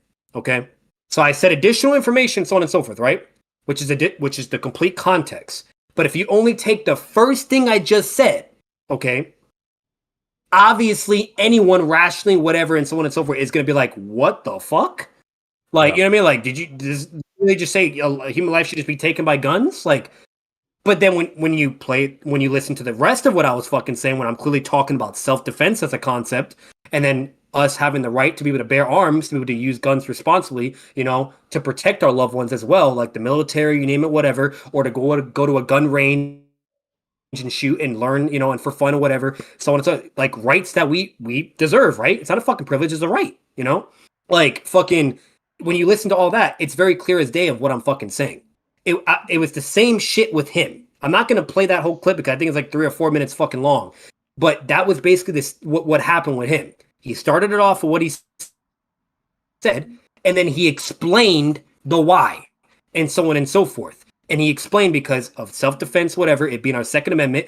And then he even on top of it says, at the end of the day, it's impossible to get rid of guns, right? To get rid of gun violence and death, that will always be a thing. And that's true. Look at drugs, for an example. Drugs are illegal. Crime is illegal, okay? There's so many examples of things that are illegal or that you shouldn't be doing or you have limited access to, yet people still find a way to get it. People still find a way to do it, okay? And it just gets worse, if anything. You know what I mean? So, again, he says that it's impossible to get rid of. So, therefore, if you can't get rid of it, because that's just the reality of it, right? If you can't get rid of guns, and it's always going to cause violence, unfortunately, then what we should do is reduce the deaths. What we should do is protect our kids at schools, have security details, have background checks, have gun detectors at every entrance and exits, okay? And so on and so forth. He's literally saying all those things right after that statement. people come to the conclusion, oh, he thinks people should just be killed with guns. That's Yeah, the shit I'm exactly. talking about. Yeah, You know what I that's mean? definitely And that miscontextualizing what was he's one of the saying. allegations. And I'm not going to list names. Yeah, and I'm not going to list names out of respect, because I'm not trying to stir the pot either. But there was certain individuals that were literally saying, "Oh yeah," quoting the statement of the gun thing, where he thinks people should just be gunned down, and that's it for our right, and he doesn't care if people get killed. He didn't say that. He never fucking said that. There's a Yeah, statement that is what you are quoting, but then he explains why and so on and so forth, you know, and then on top of it, literally says contradicting information that he clearly values human life and what we need to do in order to fix it. Because we can at least apply moderation, right? You know what I mean? Or reduce the issue itself at hand, and things like that. So again, yeah, like I wanted to kind of show that clip because it's a perfect example of where people just don't know what the fuck they're talking about. And they're clearly either emotional or biased, or they're clearly, I don't know, fucking just hearing misinformation. You know what I mean? yeah. Just bullshit. Again, Google exists, guys. YouTube exists. You want to know how I just found that clip? I literally went on the search bar on Facebook and typed Charlie Kirk gun rights. First clip I see. Yeah, I mean, essentially, like it's not hard, guys. You're like it's not fucking difficult. And then I eventually saw the clip where it came into that one thing where everybody was using to paint a false narrative, saying, "Oh, he thinks people should just get shot for the Second Amendment." You know what I mean? That's not true. When you listen to it's everything, it's a bunch of bullshit. yeah. You know. Whether yeah, And then yeah, go ahead, brother. I'm yeah. sorry. Well, no, you're good. Whether it's unintentional or intentional, people that are that are participating in that are falsifying his beliefs essentially. Again, whether unintentional or intentional, they're falsifying what he's saying. They are basically lying about what his beliefs are, whether again intentional or unintentional, and that's illogical to do. You should attempt to do your research to actually legitimately know what he believed, what he was, what he was iterating to the masses when he was doing his college tours prior to his death. That's the right way to do your research. Now, if you're just simply emotionally biased and want to misconstrue what he says to make him look like Hitler, like a lot of people are trying, that's disingenuous. That's in poor taste, especially after the extreme traumatic event that just transpired with his death. Do your research, and Yeah, if you really do believe that he said something that you thought he said, then prove it. Show an entire full context clip of what was saying those words, and then hey, we'll all believe it because it's a fact. Um, so with that being yeah, said, this yep. will jump us into the next thing, and that being speech. The idea that people are saying he promoted hate speech and incited violence. From my understanding, I've never seen a clip where he's blatantly doing that. Again, I haven't seen every single hour, No, every single minute of everything he it's the said, but opposite. yeah. But I guarantee if Yeah, that were the case, the substantial amount of people that are just celebrating his death would have already posted it everywhere, widespread on social media. So from my understanding, that's not the case. So what is actual incitements of violence? It's blatant statements that are telling others to cause harm upon a person or a group of people. That's actual incitements of violence. Now, Hitler, yeah, Hitler. Hitler literally was telling people that their race is superior and all the races should perish. With Charlie, it's an Yep. extreme false equivalency. He is simply giving his beliefs on perhaps groups of people, statistics about groups of people, and what Gun people are rights, doing. Yeah, trans, abortions. yeah. Yep. And what people are doing is trying to claim that his intention behind those statements is definitively to cause harm upon these groups of people. That's fallacious, and here's why. An analogy I'll use is a court of law. In a court of law, you're essentially having a professional debate about laws and ethics. For someone to be correct, they Yep. must what their claim must be true beyond a reasonable doubt, meaning the jury and the judge must have enough, I believe, assurance that what whether it's the lawyer, the prosecutor, the defense, or the prosecution is saying is true beyond a reasonable doubt. And that applies here. So to say that this guy is inciting violence with statistics or whatever the case may be is it's disingenuous, and you can't prove it definitively because he's not blatantly stating, "Oh, attack these XYZ, attack them." That's disingenuous, and it's not hate speech. You cannot prove it beyond a reasonable doubt. And I would argue that the very following he's amassed before his death proves otherwise. For him to have, I've seen it even personally. Being with my career, I see people everywhere. I've seen from young kids to grown veterans support this guy. People that aren't stupid, people that have seen real war, people that are very competent. And again, that doesn't necessarily prove that he's perfect. No one is. But the point is, if he was legitimately spewing hate speech, the the the, the average middle-aged American wouldn't be following him, and a lot of his following was politically interested middle-aged Americans, centrist Americans. Again, that's not the case for his entire group of followers, but it was widespread. And again, you cannot prove beyond a reasonable doubt that he was ever spewing incitements of violence. I've never seen an example. Most people Nope. from the left and right aren't doing that unless it's Antifa or something, some radicalized group, which Charlie doesn't fall under. So Yeah. it's disingenuous to claim that, and it's disrespectful again after, especially considering how he was eliminated. People saying it's ironic. He died and he thought we should have guns. That's Yeah. disrespectful. Ironic. That's He's disrespectful. advocating against it. It's not ironic. He Yeah, was advocating against what yeah. He literally was happened advocating to him the against it. entire time. The Disrespect. entire time. You know, Yeah, like and you guys misinterpret his words, you know what I mean, because of either because of IQ issues, and I'm not trying to be mean. Some people just have limited intelligence, okay? Whether if it's an IQ issue or if it's just simply ignorance and incompetence, okay? Whichever yeah. one it is, you guys Disrespect. are misinterpreting what's fucking getting at, disregarding the context, and either purposely doing that or you just didn't mean to. But that's what I'm saying. You need to fucking pay attention, okay? Because your incompetence doesn't dictate the reality of the perception that you're trying to paint. Is what I'm fucking basically getting at, you know? Because again, as we said before with the fucking example, when we're talking about him, when he was talking about the gun shit and whatnot, if you're listening to everything he's saying, he's clearly saying contradicting fucking information. So there's no way you could come to that conclusion if he's saying contradicting information. You know what I mean? Yeah, Like, yeah, look up what contradiction means definition wise, but it's not rocket science. And yeah, any like even like you don't even have to be super intelligent, but if you do something that contradicts something, right? There's no way that can be the case. Then it's literally yeah, impossible. You yeah. know. And So people what's it called? labeling So like him. yeah, Yeah, people labeling him as racist, bigot, mega evil. You got to prove these claims. You got to prove that that's the case. I haven't seen any examples of yep, anything that would substantiate those claims that people have been saying about him. I need full context clips here. That's what I would need, and that just hasn't been widespread on social media. Just simple yeah, tweets about what people think no, of him as what has gone viral. That's ironic. Why is it ironic? Show me a clip. Show me proof that he actually wanted violence with guns. What he wanted. Now that'll jump us into the next topic before we get no, into the no, Jay, Q&A. they'll show you the 10-second clip. Yeah, They'll show you the yeah. 10 I want second full fucking clip, context. I or want they'll full show you a context. quote of one statement, but not the full context. You know, Yeah. like So before we it's go to every the Q and time. A, It's every before we fucking go time. You know, to general Q and and A, yeah, yeah, we'll go to gun control. That'll transition us into that. Gun control. What should be clearly this is highly debated. Now, when it comes to what I believe is, an optimal gun control legislative system is there has to exist guns amongst good citizens. Why? Because there are over 300 to 400 million guns in this nation alone, and you remove guns from good citizens, you forcibly remove them yep, through legislation. Those that don't care about law will continue to have them, and criminals will have an advantage over, let's say, yep. that family across the street You have that no has way to protect children. yourself. There's no protection. There's no security, and any criminal can walk in knowing because they know the laws. Oh, they don't have a gun. I'm in the advantage. I can take their belongings. I can take their life because they don't have the means to protect themselves.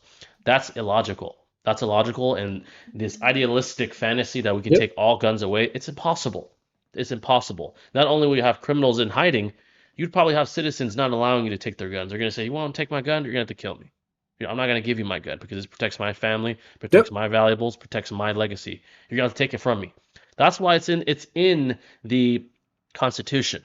It's in the Constitution that if the government were to ever become tyrannical, citizens would have to act accordingly. Essentially, I'm paraphrasing what it says. The reason for yeah, that is because what makes a country isn't the government, it's the people. The government is simply overseeing yeah, the people legislatively, enforcing regulations for the greater good, or at least it should be. That's what a government should do. They need to protect themselves from, like the Constitution says, from threats both foreign and domestic. That's why guns need to exist. Now, of course, there are going to be fatalities. Nothing's perfect. No system's perfect. yep. Let's look at. I'm not going to get too political. And Jay, that's Yeah, why. Like that's why Charlie made that statement. It's unfortunate, but that's why he said the statement. It's unfortunate, but that's why we have to the cost of lives being taken, unfortunately, by guns because of what you're getting into, and that's why he believes in the Second Amendment. You know what I mean? So again, it's like I don't get it. I don't get how people can't understand that. Like, understand that to battle that very fact, there needs to be protection, and of course, there should be a system, a very rigorous system of checks and balances. Of course, not some fucking psycho should be going to a gun store and just buy it right off, right off the fucking counter. Obviously not. There should be background checks, psychological Ridiculous. evaluations, and Charlie obviously stood for that. We just saw the clip where he fucking said it. So clearly there has to be a system in place for protection. There has to be, I do believe, in schools, again, maybe hide it from the kids, have the armed guard in some isolated room so kids don't see guns around. That's fine. But there should be an armed person on campus, whether they're hiding somewhere in some room where little kids can't see and get scared. There has to be protection. Again, like Charlie made a good point. Why the fuck are banks have armed guards, but a fucking school with the most innocent demographic we have exposed like a nerve? Some fucking psycho dipshit can come in and NFL game. An NFL game has fucking. An NFL game has a platoon of fucking police everywhere. Every dozens fucking ready to go, but not a school. Not schools with fucking kids. Like it's fucking crazy. Like, strange. I'm sorry, but this is not even up for discussion. Like, this is just common sense, but we should always prioritize kids' safety over other fucking people. Always. You know what I mean? And I'm gonna clarify too and specify all life is fucking important. I'm not saying kids over adult, whatever, because I want nobody twist my words either. But unfortunately, that's not how the reality is. It's not how the fucking world works. And if we do have to pick between the two, you know damn well the kids should be the fucking priority because it's not their fault. They don't deserve that. They're a fucking kid. You know what I mean? Like, at the end of the day, we adults, we can at least protect ourselves, okay? You don't need to have fucking security at an NFL fucking game when we're allowed to carry anyways. You know what I mean? Or we're allowed to defend ourselves anyways, right? You know what I mean? We have the ability to actually defend ourselves, not a fucking kid at school trying to learn math. Yeah. There's a big fucking difference. So the priority has to be the fucking kids, and we don't do that. But continue. Children, you're good. Children are the most innocent and pure demographic we have. We need to protect them. They are the future of this country, literally. And to have banks with, again, armed guards while they're exposed like a nerve and some piece of shit can just walk in and shoot them up, that's unacceptable. That's unacceptable. Yep. And I don't care how radicalized you think people are for saying that. That's the case. They should have protection. They deserve it more than anyone.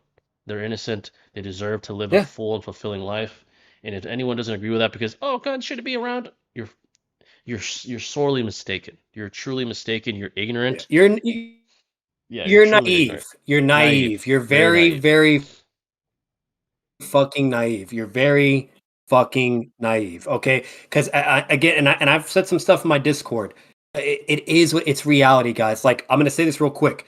We don't have a Naruto in our world. We don't have a fucking Batman and Superman in our world. We don't have fictional elements where that could just be the solution and there you fucking go, right? You know what I mean? We don't have a fucking Hashirama where he can force peace and there you go.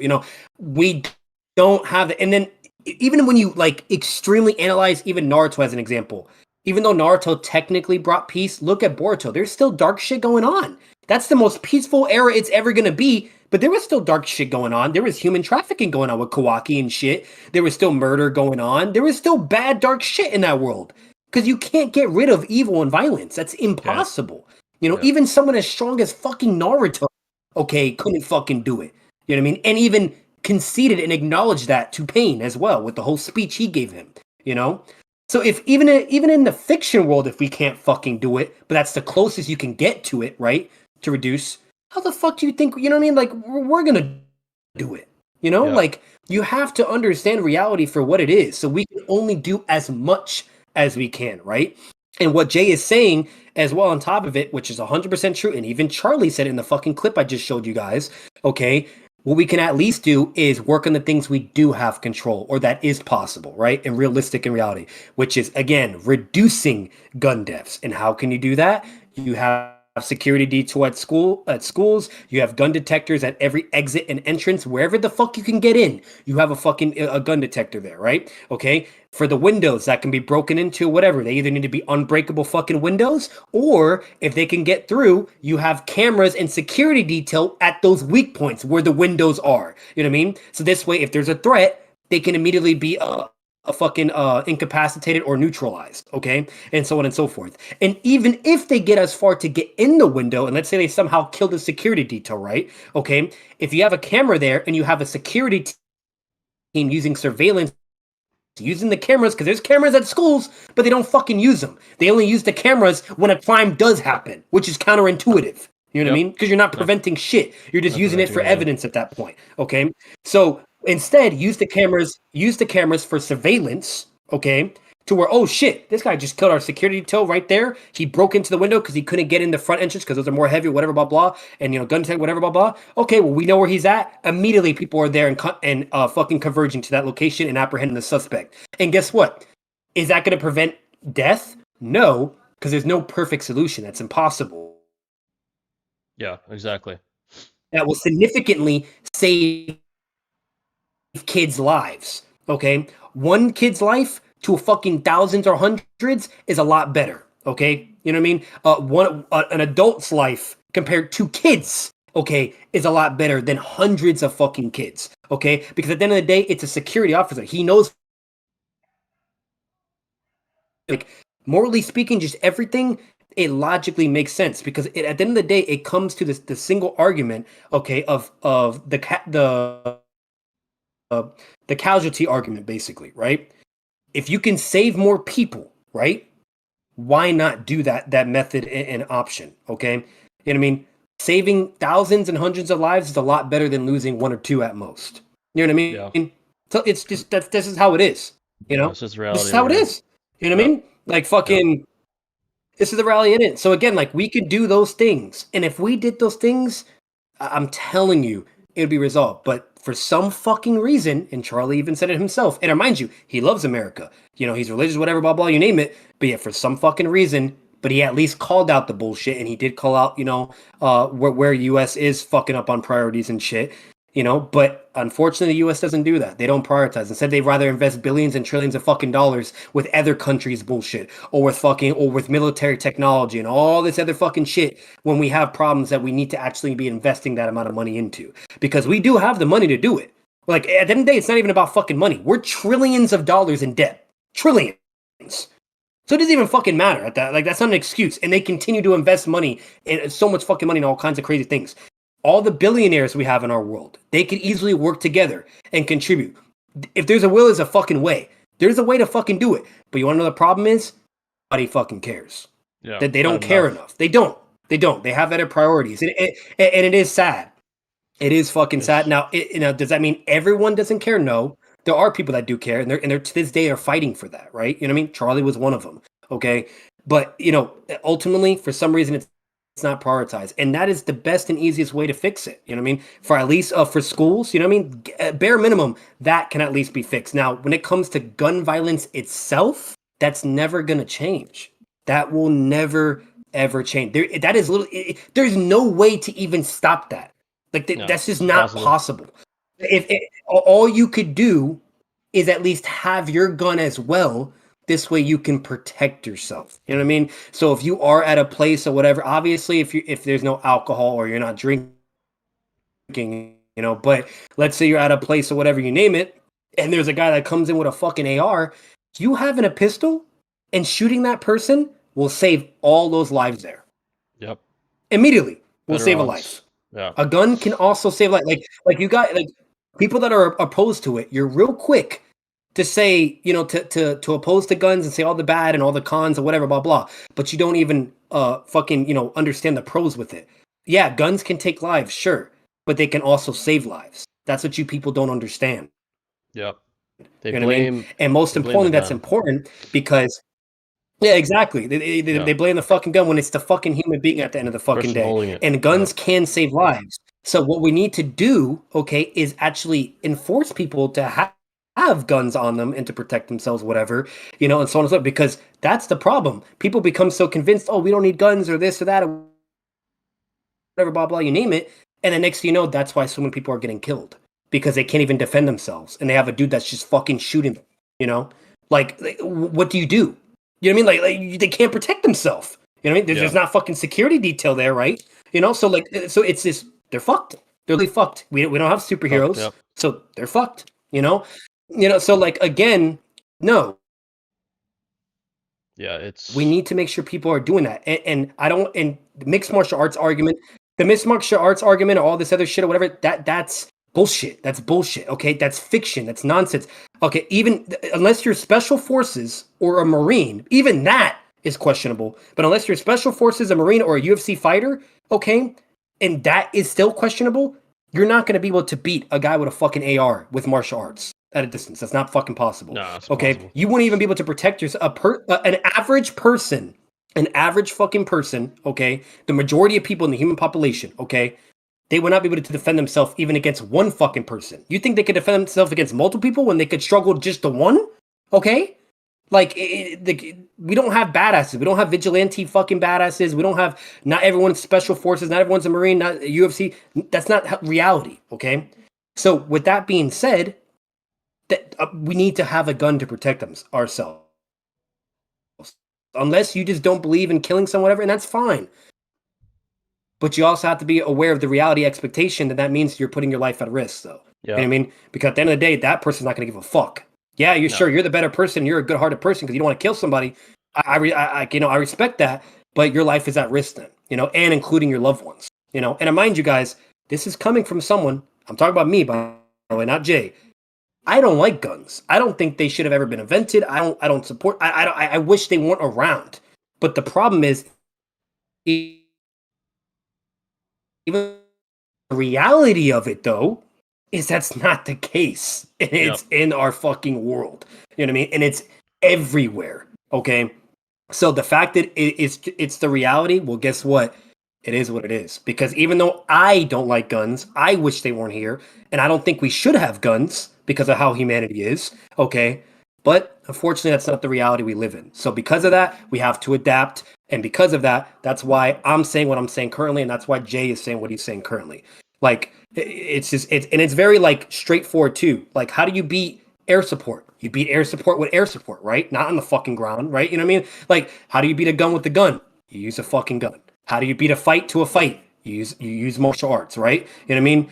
It's very straightforward, So again, I think we hit it pretty well with the gun control thing. Unless you have more to say with that, Jay. But again, just to simplify, like, it's just learn to use a firearm to protect yourself, and then at least for schools, bare minimum, everything we said with that, But with our saying our piece with the the dark times and the political landscape in America, logic needs to be utilized, no matter how emotional you are, for large scale macro type decisions that can literally influence an entire country, from gun control to abortion to freedom of speech. These things logic cannot be ignored, no matter how emotional, how much you hate someone, just because your echo chamber does too. You have to use logic to some extent. If you do not, logic will fall through the cracks, and that's when society crumbles. But with that being said, we can go to Q. Jay, so I apologize, Jay, but just one quick example. Did you see the Fantastic Four movie? Yeah. Okay, so spoiler alert, if you don't want to hear it, then you can skip just a little bit. But in that particular movie, actually, it's shown in the trailer, so it's not really a spoiler. But in that movie, they had to decide between either the baby's life, okay, or the entire fucking planet, right? And obviously, you know what I mean? Like, no life should be taken, period, right? Morally speaking, whatever, like, that's wrong, whatever, blah, blah. But when Jay says logic, okay, and he's talking logical, what's the logical decision you do there?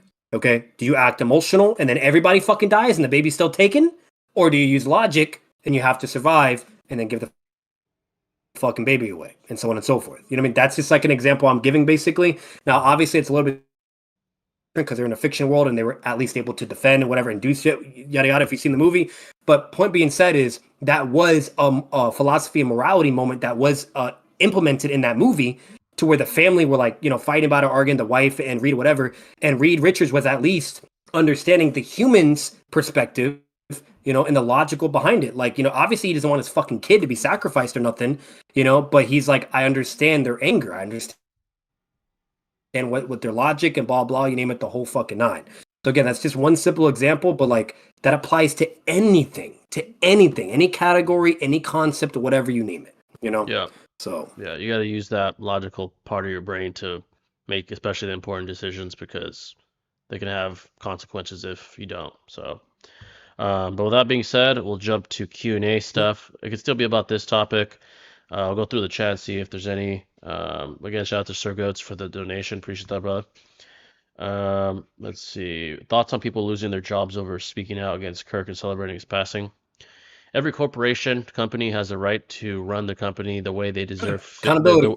the way they choose fit. Yep. I obviously, from my opinion, I don't have a problem with that. It's very disrespectful and distasteful to do that kind of thing. And Accountability.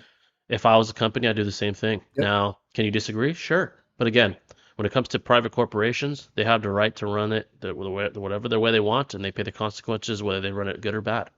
So I have no problem with it. I think they have the right to do it. They should have the right to do it. And those people should learn a lesson.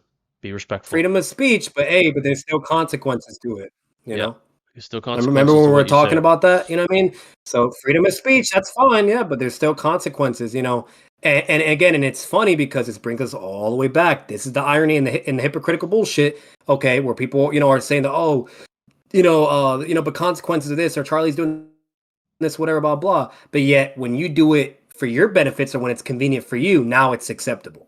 Now no consequences should be done or whatever, and so on and so forth.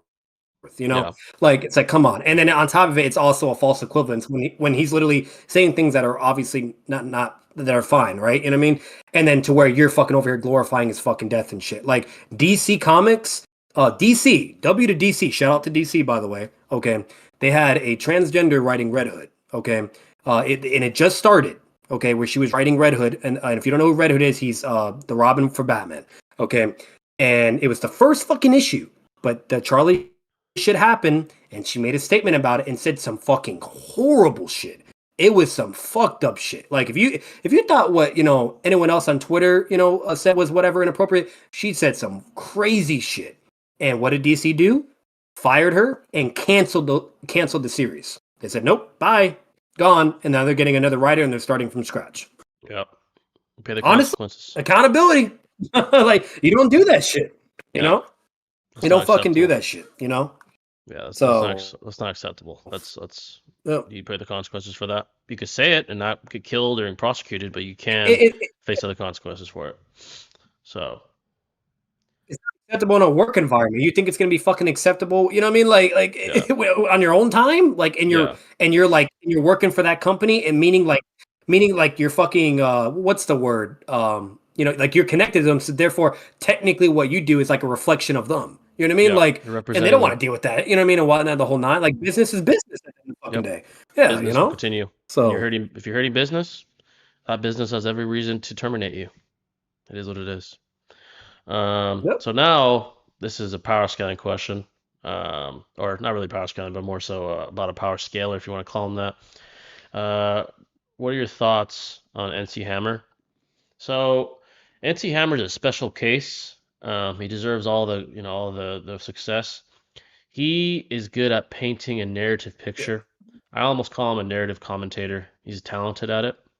Now, from a scaling standpoint, power scaling talent, he's not elite, but I wouldn't say he's horrible either. He does just fine. He misses the mark sometimes, but he's a narrative commentator and he's an entertainer because of that mostly. He's not a scaler. He's not a debater. He similar to Naruto Explain. Yeah, Naruto Explain is a good example of that too. Yeah. So, and there's obviously a lane for that. He's been very successful. He deserves all the success he's been having, regardless of your opinion on his scaling and your bias towards him. He's talented at what he does. If not, he wouldn't be where he is. As far as his scaling, it's okay. It does the job. It's not enough for people to be like, "What in the hell is this guy's talking about?" Yeah.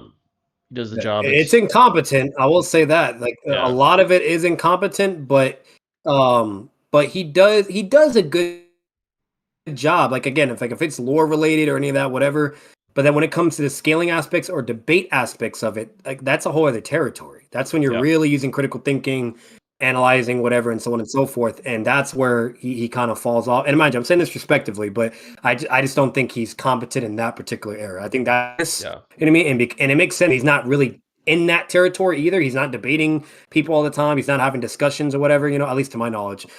He's just typically, going on the lore aspects or narrative aspects or whatever and things like that.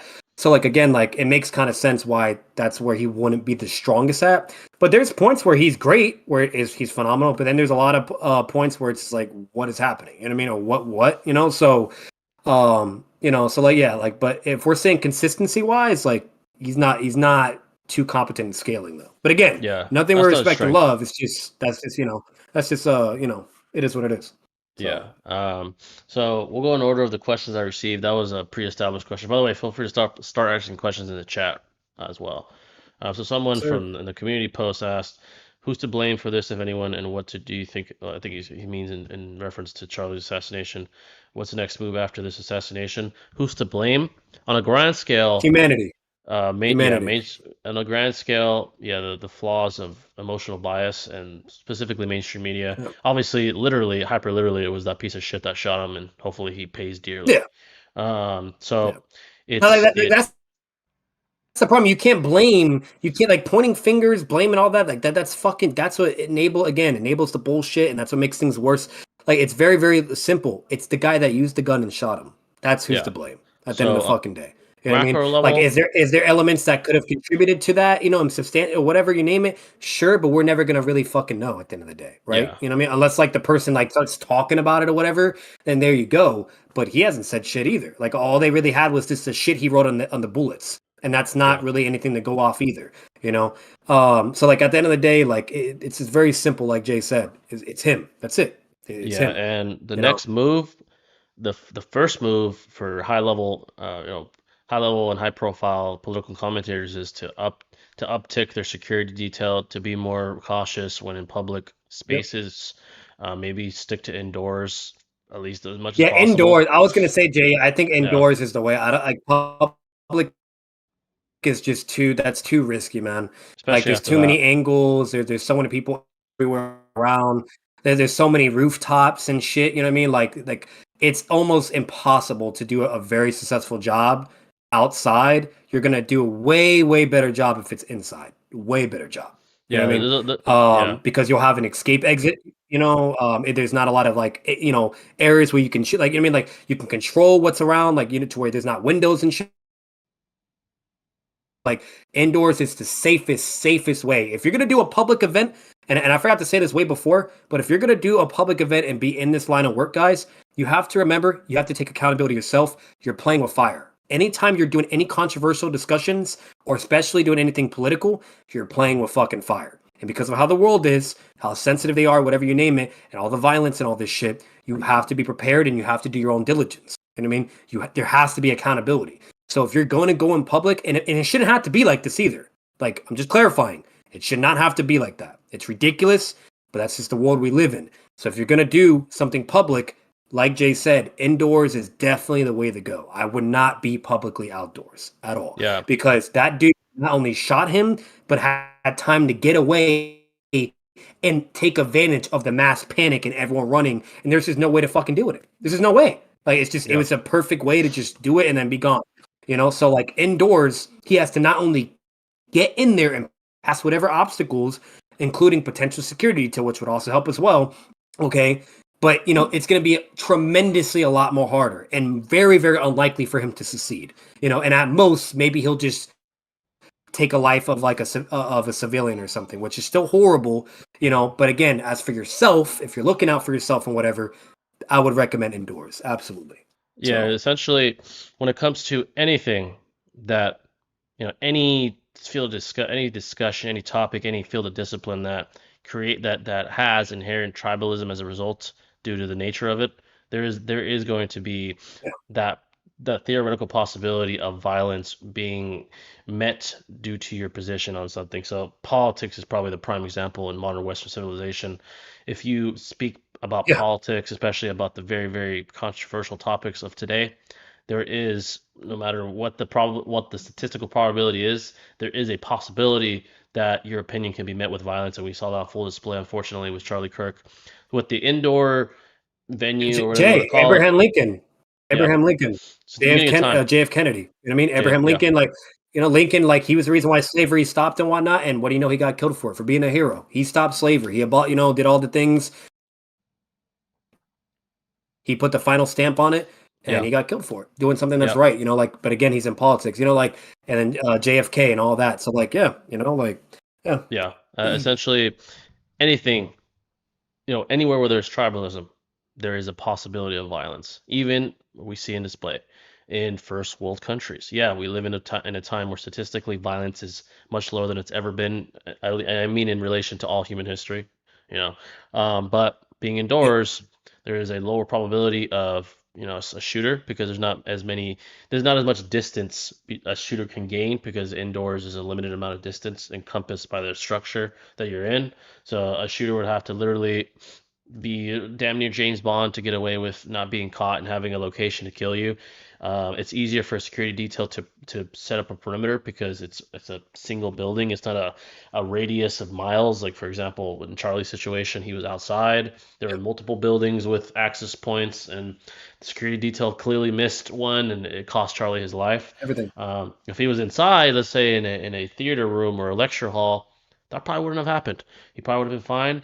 The probability that fucking dickwad would have got the chance to shoot would have been very unlikely. The second he even shows his fucking face, Yeah, I guarantee there would have been someone that noticed. He would have been cooked and probably killed, deservedly so. So that's the immediate move. On a grand scale, on a macro level, there has to be more. There has to be an emphasis on pushing freedom of speech. There has to be an encouragement of freedom of speech from social media platforms, from high level influencers, from political figures, the president, from the city level to the president himself. There has to be encouragement of the sharing of ideas, the sharing of new solutions to problems. That has to be continued to be encouraged because if that's minimized and diminished, then we have a problem.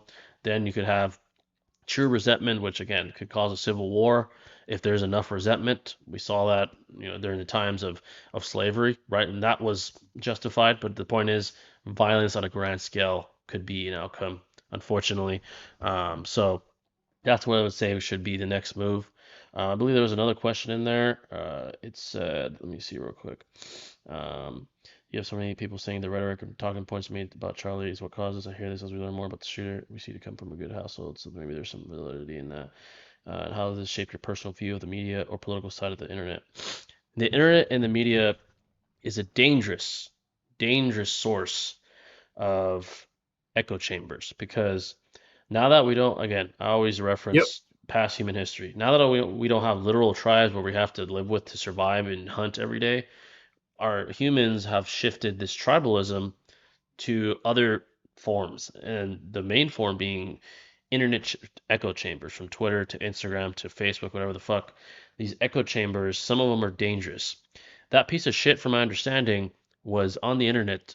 I use on the internet very, very commonly, and people believe that he was influenced. He came from my understanding, a good household, a God-fearing man, and his father, or a Republican at the very least. And his father, as soon as he found out, he said, "What the fuck? You're going to prison." And clearly, he respected his father enough to yep. follow his wishes. But clearly, this kid found an echo chamber online or somewhere that wasn't a healthy source of influence, and it caused him to go this route to literally take another man's life because he disagreed with him, to engrave these stupid ass fucking messages on these bullets out of spite. And they were stupid. They were stupid as fuck. Some of them Oh were, yeah. they were the dumb, It was like some Discord like shit, trolling some shit. Discord bullshit. Yeah, like it was a joke to Yep. this fucktard. This guy's clearly a fucking retard, and well, I should have avoided ad hominems, but he's a piece of shit. That's that simple. So my view on internet and the media and mainstream media rather is it can be dangerous if you're naive enough. It can be dangerous if you don't have you don't have the common habit of critically thinking when it comes to key political topics or opinions on people such as Charlie. If you don't have the ability, or at least the habit, because I think most people have the ability and just haven't built upon it, to critically think and come to a logical conclusion on someone, the social media and the internet can be a dangerous place. You could feel like you belong, Yeah. even to a dangerous group. Reddit is a horrible example. There's some fucked up shit on there. I've Oh heard yeah. from very, very fucked up shit on there. And if you're some 15-year-old naive kid coming home from school and you fucking hate Trump and you go into these Reddit forums where it's the most heinous shit you could ever see, that's dangerous. That's how you create one of these shitwads that shot Yeah, Charlie. you That's how they're think Twitter's created. bad? You think Twitter's Yeah, bad? There's a lot of bad shit out there. it's horrible. Fucking like, but the one example, even the dark web. You know what I mean? Like that, like that's the worst of the Very fucking worst. dangerous. Like you guys again, like you take shit for granted, but if you actually like were involved in criminal justice fields, or and I'm not saying to do this, but if you were ever on the dark web, okay, the shit you would see there, you would never look at life the same. You know what I mean? From Yeah. what I've heard and been told, you would never look at life the same. Okay, it's not all rainbows and sunshines. I'm gonna make that very fucking clear. We live in a very dark fucking world. Yep. So again, yeah, it's very important. Very important. There's another question. This one's more philosophical, more general. It's what are your thoughts? And these are big words, but they're philosophical. I'll put them in layman's terms. What are your thoughts on suffering focused ethics and minimalist axiology? So essentially, suffering focused ethics is the idea that you minimize suffering as much as possible for all sentient beings. That's why you have vegetarians that hate people that eat meat because they think the animals are suffering. That's why you have Yeah, people that are, overweight that talk shit because they think you suffer losing weight and that it's a horrible process. But they're so I'm digressing, but essentially that's what that is. Minimalist axiology is pretty similar. It's the idea of betterness, basically reducing bad things as much as possible. So they're pretty similar. They're almost synonyms from my understanding. So I'm just going to say in a general yeah, sense, this guy's asking, what are your thoughts on eliminating all discomfort, eliminating all suffering? This is my thoughts on it. There are it's impossible, righteous, by the way. yeah, first of all, it's impossible, but there are righteous forms of suffering.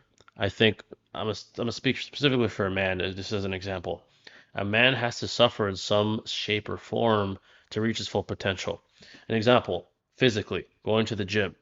The act of rigorous weightlifting or rigorous, cardiovascular exercises, it's suffering in a way. You're not harming your body long term, but you're suffering in the moment. That's necessary suffering. That's righteous suffering because the outcome of that is beneficial to you, to those around you, to your family. You can be there for them longer. You can live longer. If you have children, you can be there for them and well into older age. I think there are righteous forms of suffering. And I think as far as the bad versions of suffering, of course, we should limit it as much as possible. Of course, we should try to stop it as much as possible. That has to be with a logical lens. Going back to what we were talking about, the gun control thing. Of course, we all wish no guns and no weapons and no violence existed. That doesn't exist. There has to be a logical lens when you have this kind of ideology or philosophy. Yes, we should limit bad suffering and limit fucking horrors. Of course, we all want that. But we can become more resilient to these horrors, to the suffering, to these horrible, horrible things with righteous suffering. We build our bodies, we can protect our family. We build our minds, we can make money Yeah, for our family. We build our minds, we can protect our family better from scammers, from people that want to manipulate our family members that aren't as well equipped intellectually or physically. You need this righteous suffering as a man. You need this righteous suffering as a human being, women as well. So I think suffering is necessary to an extent, depending on the kind of suffering. Again, I call it righteous suffering. That's my term. Um, and as a result, you will be better equipped to eliminate the bad suffering for those that you care about at least. It starts on a micro level. Now, yeah, and Jay. Like, yeah, like just to add to that really quick too. Like, remember Payne's one of his statements in quote where he says, "Sometimes you must hurt in order to know, fall in order to grow, lose in order to gain, because life's greatest lessons are learned through pain." yeah, And that is fundamentally so fucking accurate and true. Like that's the only way you can really grow as a human being. It really is. yeah. So It's just it's want to add necessary. that to it. Yeah, it's necessary. It's needed, and I think that's been the case since the beginning of human history. Now it's less It, blatant it, it, because we live, yeah. yeah, because we live in first world conditions. So it's like people think it's no longer necessary, but it is. It is to make money, to be a great man, to be a great woman. It's still necessary, whether people see it or not. Like, and just to clarify too, Jay, like, should it have to be like that? Like, should it be? No, not necessarily. But again, Yeah, that's not reality. it's Like, not it is reality. like we're in a reality where you earn what you get. You know what I mean? And so on and so whatever you name it. Like, sure, would it be great if everyone could live in fucking, I don't know, I'll give an example. Infinite Tsukiyomi, where you have all your dreams and blah blah, you're happy as shit, whatever, yada yada yada, right? Everything's great, you know? But that's not Yeah, how it works. That's just yeah, not life. That's it's not. not, you know, like No. like it is what it is. We don't have the technology to do that. We don't have the power to do that. So unfortunately, it is what it is. And again, like he says, you can turn the bad into good. Okay. Yeah, Even if bad things happen to you, it boils down to your willpower and your perseverance and your resilience as a human being. And you can turn that bad into good and you can become stronger because of it. yeah, exactly. And that's what he's So basically getting into, in yeah, simple terms. it's So, basically mitigating our imperfections and mitigating this life. I mean, you can never reach perfection. You want to be able to handle the tough times, and how do you do that? You prepare yourself through stress, through righteous suffering, and that way you'll have a more successful life, and your people that you care about will as well. So that's my thoughts on that very idea. yeah. The next question that was asked, let me read it again. It's right here. It's more philosophical as well. This is more governmental, I think. Okay. What do you think is better for societal organization, centralization or decentralization? Centralization basically is all decision making is made at the top. Like there's one order, and they make all decisions. Decentralization is the idea that it's more spread out, it's more hierarchical. So that's a loaded question. I do now. Yes, does it depend? I think there's a middle ground. Now you're talking about the idea between a dictatorship and then at the other extreme you have like communism, right? Communism where everyone's equal. In a way, that's still centralization because there still has to be a ruler. But the point is, I think the idea of perfect equality doesn't exist. It can't exist. And the idea of one king doesn't work in practice. Many governments and empires have fallen because one man is just doesn't cut it. It doesn't cut it, and humanity won't. A society won't be sustained with one king. Maybe there is one good king that does great, but then his son might be bad, or his son's son might be a bad king, and then you have an uproar, and then you have fall. You have the fall of an empire. So, in my opinion, humans inherently are hierarchical from the minor or micro level, from the family level. There's usually the father, the mother, and the children, right? As far as the authority or the decision maker. And at the macro level, in a company, you have the CEO, you have maybe the supervisors, the managers, then you have the employees. Those companies seem to prosper. And Yeah. at the greatest of scale, you have for example, our system's pretty good. It's not perfect, but we have the president, we have the judicial system, the Supreme Court, we have legislation, Congress, the House of Representatives. With there being balance, there is no monopolization. If you have a king, he's a monopoly. He has all the power, and no one's perfect. They're going to make a mistake. The next generation might be a dickwad of a king, or the generation after that. There has to be checks and balances, which is the beauty of our system. Again, not perfect, but there is a system of checks and It's balances, even on tyranny. the Like, we yeah, don't do tyranny. no, yeah. That's what will happen eventually. If you have centralization, pure with only one decision maker, eventually there will be tyranny. That you can't avoid it. Can't avoid it I'm fucking historically. tired. Yeah, it'll always happen. You can't have one person in power.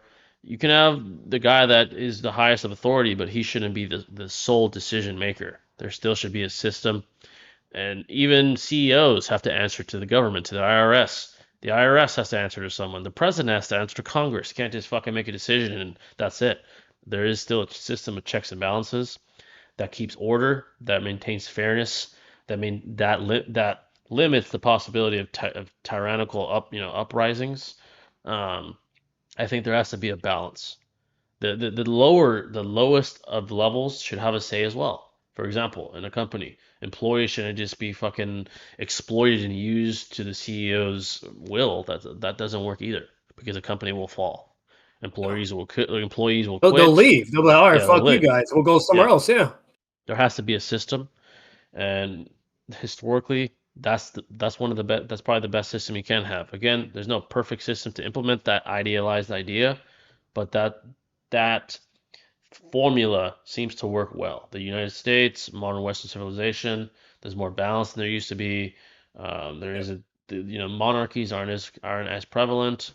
The most powerful countries have more of a system of checks and balances, from Russia to the United States to China to an extent. They have their flaws as well, but the point is, there's more success with a hierarchical structure where there is some say so amongst all levels and there's checks and balances. Um, but yeah, that's my take on that. I think that was the last question. We've been going on for a while. We'll go, unless more questions or more super chats come in, we'll go a little bit longer. Feel free to ask all questions, though. I'm going to go through the chat and see if I missed any because we talked for a while. I didn't read through them. I think there was one that caught my eye here. Where is it at? Let's see. I didn't expect Yeah, and Crawford after to. that, Yeah. no, you're good, brother. After that, when you answer, read that next question, I'll even show one last thing. It's really short and simple and brief. And this way it gives you guys additional time if you want to do anything else towards the end. But yeah, if any other further questions, whatever, but I'll show something as well just to fill in the time too for you guys. Yeah. So someone asked, oh, didn't ask, but kind of stated. I guess I can bring this up because it happened yesterday. I didn't expect Crawford to win it Okay. all. So Canelo fought Crawford yesterday. It was probably the biggest fight since Manny Pacquiao and Floyd. It was that big. It was on Netflix. Obviously, you only need to pay $12 a month. You have access to it. Now I thought Canelo would win going into it, but I knew how good Crawford is. I knew how talented he was, how underrated he was from a boxing standpoint. Yeah, he doesn't have the name Canelo does, but as far as skill, he's right up there. Yesterday, he proved that. He outboxed Canelo. And for the first time, at least from my perspective, Canelo looked old. Canelo looked slow. He didn't look as aggressive, or he didn't have the intensity he had, for example, against Caleb Plant. Age starts to take place, man. And Canelo has, while Crawford's older biologically, Canelo has over double the rounds in his career that Yep. Crawford does. That's a lot of fucking rounds. That's a lot of mileage, a lot of tread on the tires. Canelo, who knows? Maybe this is his time. Yep. Maybe it's time for him to hang it up or be okay with not being a world champion anymore. Crawford fights differently than Canelo. He doesn't use intensity and aggression. He uses technique and finesse, more like a Floyd, similar. Yep. Um, Canelo, especially early on in his career, was aggressive, was tenacious. As he got older, he kind of optimized his defense better, but he still was aggressive. He was in a lot of wars, Triple G, fucking Bivol, some of these other wars he's been in. Oh, yeah. He has a great chin. He's never been fucking like slept, but that wears on you, man. After 500 plus rounds of professional boxing, it's gonna take a toll. Maybe this is Canelo's time. Saying there's a reason why you have your prime, and then eventually you degrade. That's what Yeah, anything, man. yeah. And some guys do it Age. right. Some guys do it right, like Floyd. He barely took any punishment, got up probably at the right time, undefeated. Some guys don't. For example, Ali, RP Ali, he did not. He looked like a shell of himself by the time he was done. He's gonna, beat up. He was slower. He wasn't the Ali we saw when he fought Frazier or Liston or, Foreman. He had a lot of wars. He didn't get out at the right time. Another example would be maybe even Pacquiao. Pacquiao lost a lot towards the end of his career because he kept wanting to go at it again. The Yeah. MMA, Tony Ferguson got fucking spanked. He kept coming back. He lost like 7 times in a row. They actually had to cut him. He didn't want to quit. They had to cut his ass because he kept getting his ass whooped. That's what you don't want. That's what you don't want in the sport. Canelo didn't look terrible. He lost the fight though, clearly. But he didn't get his ass fucking like knocked out or anything.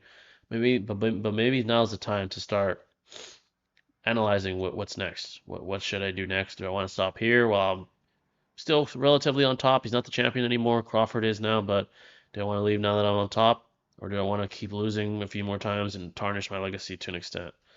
That's up to him to decide. Yeah. Yeah, it's a tough spot for a great champion. It's hard to swallow your pride It's and gonna say be I'm interesting though. It's definitely gonna yeah, be interesting. Yeah. yeah. It's hard to swallow your pride and say I'm done. That's it. I don't have it anymore. Um, Oh, Jay, speaking of IRL things and whatnot, and I know we were talking about like all this stuff, morality, violence, blah blah. It's just everything. It technically connects to everything we've been discussing, even the Charlie shit. But but another thing that happened recently too that was going everywhere was the Rampage Jackson's son Oh, incident yes, with the yeah. wrestler. Yeah. And that's another example of what I'm talking about too, guys. Like where again, that is not okay at Not all. okay. Now, I'll say this, like if you know the entire context, what's it called? He still wasn't fucking justified, which that's the crazy part. Like I was hoping like he would like, in some way it was like understandable in a way, But no, there was literally fucking nothing. Like the wrestler used a fucking beer prop. It was a prop. It wasn't even real beer or whatever. And he even smashed it on his hand. And he did it on his head or whatever. He had contact with him, but he thought he was a wrestler. That he was part of like the thing. It's like a fucking event they had, whatever. And he was a worker, and he wasn't a worker. And so he didn't mean to. So he apologized to him. He like said, "I'm sorry," whatever, blah. They hashed it out. They talked, whatever, and it was done right there and then. The Rampage Jackson's son was on stream and he was talking whatever. So, someone else was talking to him too, like trying to enable him to like to escalate shit. But he was talking to his stream. He's like, don't worry, guys. He's like, I'm gonna get some back. Don't worry. He said something along those lines, whatever, blah blah. And apparently, that wrestler allowed him to join the wrestling map and to be part of a script and to do a certain thing because he felt bad or whatever. And they had basically that discussed, So he went into the ring and he did what they discussed that they agreed upon. But he did a lot more than that. He picked him up all the way in the air, actually slammed him legitimately. Not faking or nothing. Yeah, it wasn't scripted. Either the slam knocked him out or it was part of it, but then he punched him and it was either the slam or the first punch that he was just gone.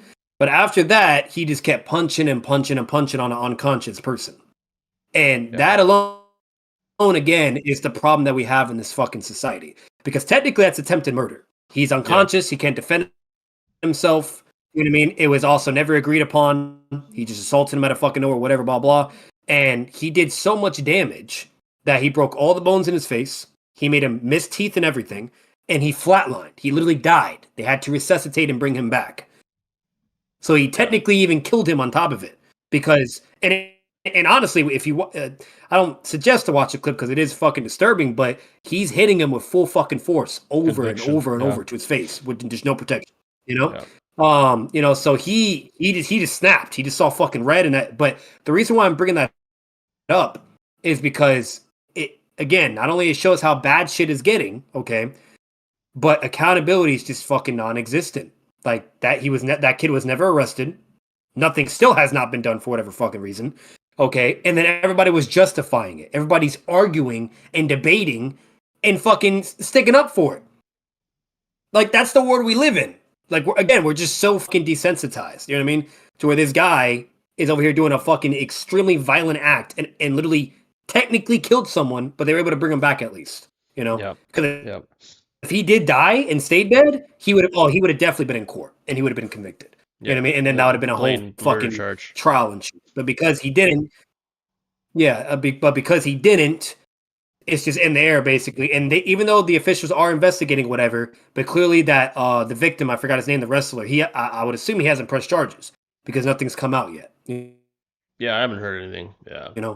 So again, like the point being said, guys, is the point being said is we have a fucking problem, and it's sad because Rampage Jackson, who's a pretty cool dude, like for the most part, he basically was on the right page. He was saying all the right things, whatever. But then eventually there was a point where, like, I think it's because he was just getting emotional and he just couldn't handle all the judgment and negativity and whatnot around it, to where he started getting really angry and emotional and started just sticking up for his son and saying fuck everybody, whatever, blah blah, the whole nine.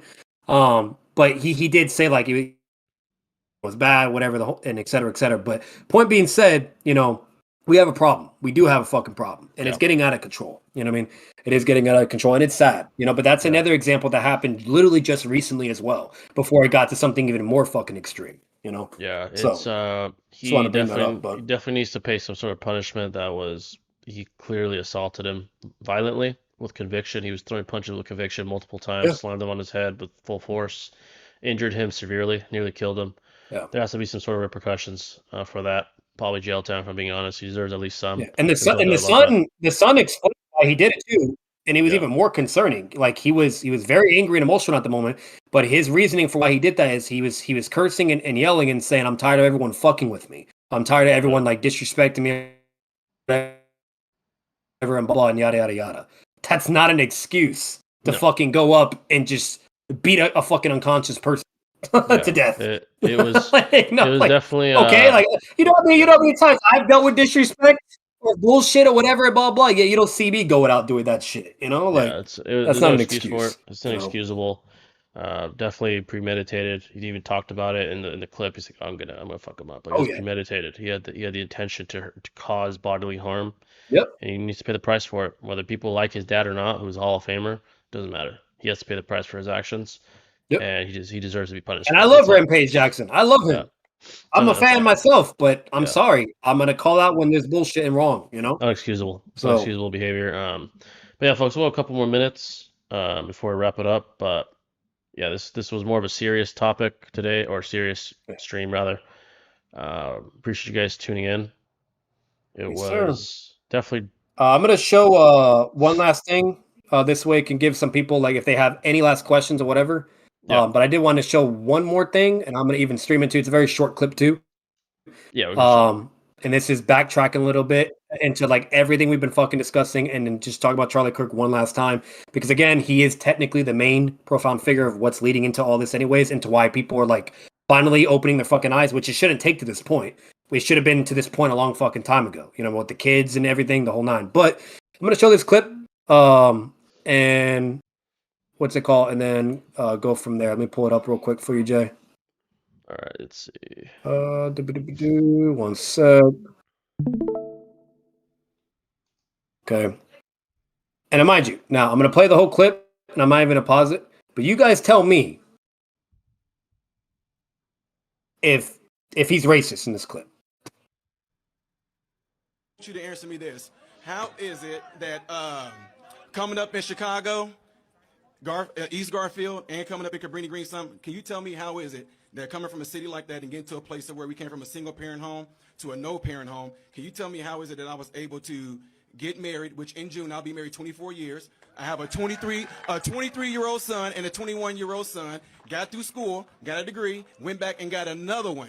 Can you explain to me how systemic racism kept me from doing that? It doesn't. Systemic racism didn't, because every person can make good decisions and flourish in this country regardless of the color of their skin. So then how is it that somebody like me did it though? I mean, wait, I'm black. I'm coming up in a oppressed era. So can you tell me how I was able to achieve that? You tell me. Well, from what I'm being told, it's because I was lucky.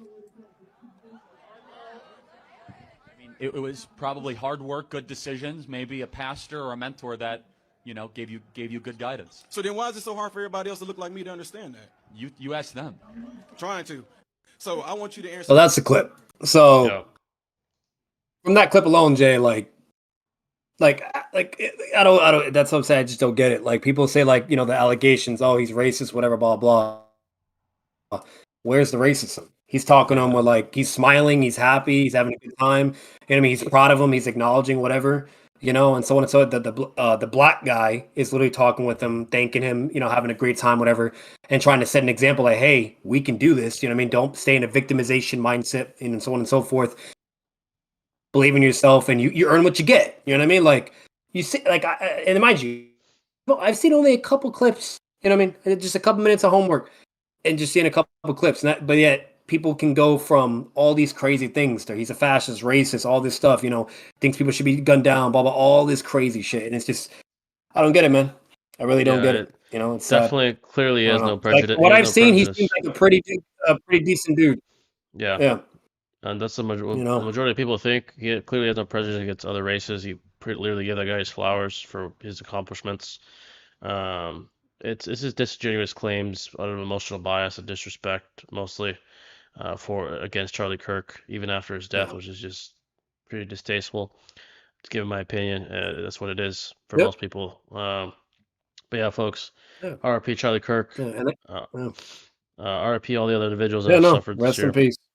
The high school shooting in Colorado, prayers for those people. The members of the House of Representatives that got shot down in Minnesota, RIP. Anyone suffering, God To any bless all. gun violence, period. Any gun violence that we might not even know about, any losses within this month from guns, from years, within like the first year or 2 years recent, just any of it, man. Yeah. Rest in peace. It's horrible. It sucks. It shouldn't be happening, and it's getting scary that things are getting worse and worse. And because of that, guys, be diligent, be prepared, do what you make sure be smart. If you think it's more safe to stream, whatever, blah blah, and be in your own home, do that then. If you're gonna do a public event, maybe be indoors, whatever. You got to really start thinking nowadays because it's getting crazy. Yeah, So- it's a shame, and hope you guys are safe out there. God bless all, like I said, and thank you for coming out today. Obviously, more of a serious stream, but we'll be back next week with the stuff we do best, anime, stuff like that. But yeah, stay safe.